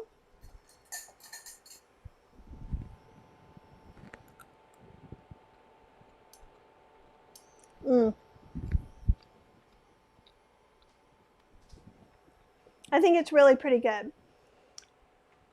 You could go stronger with it if you wanted to, or this is like Mexican neutral in that it would be really easy the way it is right now in this mild state for it to have all the toppings and salsas and guacamole and different things on it. It gives you, if you just put plain soy curls and we didn't put any of that, and you just be like, what's this non-tasty thing in here? So this gives it a little bit of taste. You could probably double the seasonings if you wanted to use this in something where you weren't going to use any kind of salsas or other flavors.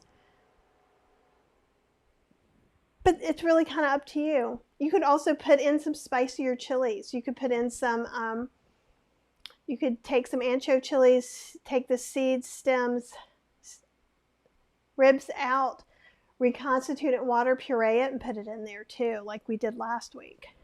But I think this gives us a really good thing. And you know what? So I think a bag of soy curls costs $5 or $6. We're getting 2 meals out of it. And so I think, and actually we only used a quarter of a bag to make this, which is easily 8 to 12 tacos, depending on how big you're filling things up. And it could easily be 4 servings if you did like a tostada or small taco salad, 2 servings if you did, you know, large salads that were going to be your kind of main thing. This would look really pretty on nachos with that oat nacho cheese that we made a couple months ago. Okay. Big thumbs up for Thai for Mexican street corn salad. Okay. Okay, so I think we'd have to do an ice cream class separate from a popsicle class, but let me see what I can do.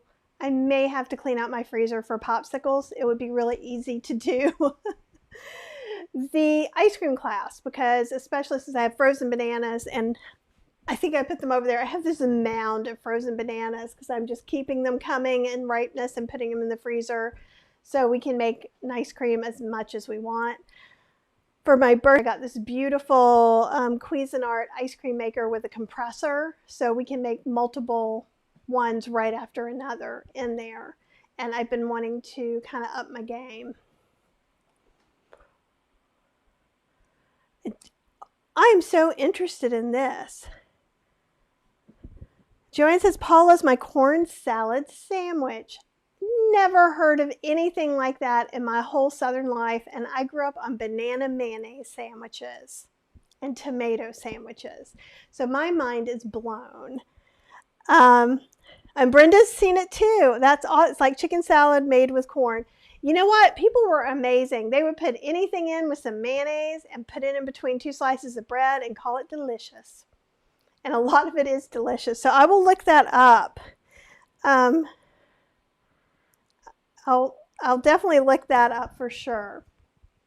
Okay, so I think what we're going to do for next month, then we'll do these salads and we'll do Thai, and then perhaps do ice cream, and then maybe if you guys will write in some things you want to see on dehydrators. We're not going to do super fancy things like Brenda has things for, I don't know, making crackers and things like that. I feel like I'd rather, the dehydrator stuff I'm interested in making is dehydrating vegetables and making a dry bouillon, to do things more for seasonings and things like that. So it might end up being a little bit of a spice class just through the dehydrator. How do you guys feel about that? And if you're watching the replay, you can totally write back, because even if it's months later, I will still be trying to get a new class and would love to hear from you. Fried green tomatoes, or anything that's simple for the dehydrator. See, fried green tomatoes I would not make in the dehydrator. I would make those in the air fryer. And we could do an air fryer class too. But I mean, if you're eating raw, you do some cooking in the dehydrator. But most of the time I am dehydrating ingredients to make it into something else. Because I was thinking too, like maybe we'd make mushroom powder for sure. We'd make a couple of other things, and I would have to film some ahead of time, and we would watch some of that during class and see the rest after, like we did in the tempeh class. Oh, Brenda, I love this. Mayo and sugar sandwiches. Yeah, I mean, I remember eating mustard on crackers. That was a snack. And it's because my parents learned it from their parents that learned it in the Depression. It's fascinating to me, though. It really, really is. And Joanne says she doesn't have any bananas, but I still have their companions since they were, that perhaps has happened to me, which is why they're over there and not behind me. Okay, so we got a lot of food out of this. We got butter chicken. We got teriyaki that we went ahead and vegged up with some onions, peppers, and mushrooms, but you could go much, much, much further and put all the vegetables in there. You could even put cruciferous crunch in. A lot of times if I'm using some bottled teriyaki sauce that I've gotten, I'll use 4 cups of cruciferous crunch in with some other vegetables. So that's something else you can do. So again, the butter chicken could be buttered chickpeas. It could be butter cauliflower. It could be a lot of other things if you don't want to use soy curls. It could be tofu or tempeh if that's what you have in your fridge too. So don't feel like just because this says soy curls, you have to have it. Basically what we did is we made 3 amazing sauces and we made a great taco seasoning. And that kind of dumbs down the class in a way, but that's the thing. When we're making a recipe, a lot of times it's just this flavor agent that makes the difference between it being okay to I feel like I ate something pretty amazing. And that's kind of what I want you to keep in mind moving forward. And as you're watching some other things, how can you break these down and take things apart? Because I find it funny. Some people are like, I can't believe how many options you can think of things. And I was like, it's just not that hard. I just kind of imagine, what if I didn't have soy curls? What would be the first thing I would get? I would drain some chickpeas and try those, right? So it's easy. Another thing you could do, I didn't do it today because I thought it was out of line for this easy class of having takeout in, but we could have taken the soy curls for the general chows. We could have dipped them in some aquafaba or not. We might not have needed to. Rolled it in some breadcrumbs or some panko crumbs, air fried it to get a little crispier, and then mixed it in with the sauce. So you can do that with, I wouldn't do that with the butter chicken, but you could do that with the teriyaki. I like the teriyaki not that way. But there's so many different ways you can do things. Oh, tofu banh mi sandwiches. Yeah, we haven't done banh mi sandwiches. So we have done some Vietnamese food, but I think all we did were summer rolls and noodle bowls. But there's so much more we could do. We could do like lemongrass tofu. Could do banh mi, lemongrass tofu. Okay, I have a list. You guys know that if you can leave comments on podia.com or you can email me directly at kathyhester@gmail.com or kathy@kathyhester.com, which is why I just confused myself. And I'm always want to hear from you. In the next few months, we're going to be making some improvements and some small positive extra changes to the courses and things like that. I'm going to be trying to get them up a few months ahead of time and things like that, so you know what's coming up. But I like it when you guys give me a bunch of feedback, and when you ask for classes, it makes it really easy for me. Oh yeah, tom yum. I think I even have a recipe for that. That's Thai. Tom yum soup. Aha! I did not say this already, Colleen, and thank you for bringing it up. You could totally use jackfruit. Really, for any of these. I think it would be best if you pulse the jackfruit. It would be kind of neat for tacos, or even just shredded it and let it be like shredded chicken or shredded pork tacos. It might not have the same enough mouthfeel to be on its own in the butter chicken shredded, so I might also put some chickpeas and some cauliflower in there along with it, but it would be delicious. And speaking of like the general chow, you can take the chunks, like those little quarters of the jackfruit. They look like little triangles almost-ish. You could dip those in some aquafaba, put them in some breadcrumbs, air fry them, and then toss them with the general sauce, and that would be delicious. I was at Luna Rotisserie, which is a restaurant in Durham, North Carolina, and Carborough, and they actually had some of those that they breaded and fried. And I thought it was going to be the weirdest thing ever, and it was actually quite delicious since we don't use it that way. Because when I'm out, especially if it's something new and it's new to me, I will go ahead and give it a try if it's fried, but then I don't make it fried at home. So you could totally do that. That's great. Oh, okay. Pho for Vietnamese. That's great. Awesome. And Brenda, thank you so much. It's so good to see you. I feel like it's been forever. And thank all of you guys so much for being in class live or watching this replay later. It's give me an hour or two to get the recipes up. It shouldn't take that long today. And I'm going to have the video uploading in just a few minutes. It looks like it's going to rain, which could take the internet down. So if it does, just realize it could take a little bit longer. Everything will be there for you tomorrow to look at. And I will also put up one of those Amazon lists with all the different spices and things. So if you need to, you can either buy them on Amazon if you're in the middle of nowhere, or you can take that on your phone and go to the Asian market and kind of know what you're looking for. So that's the goal, is that hopefully it helps you find things.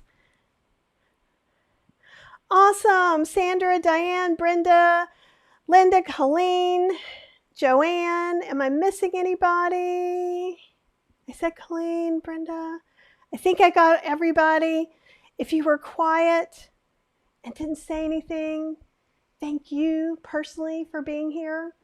But have a wonderful rest of your weekend. It's Memorial Day. Sorry I did this on Memorial Day, you guys. I forgot.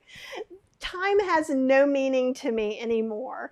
I will try not to make one on the 4th of July weekend. So I'm going to make a conscious effort for that.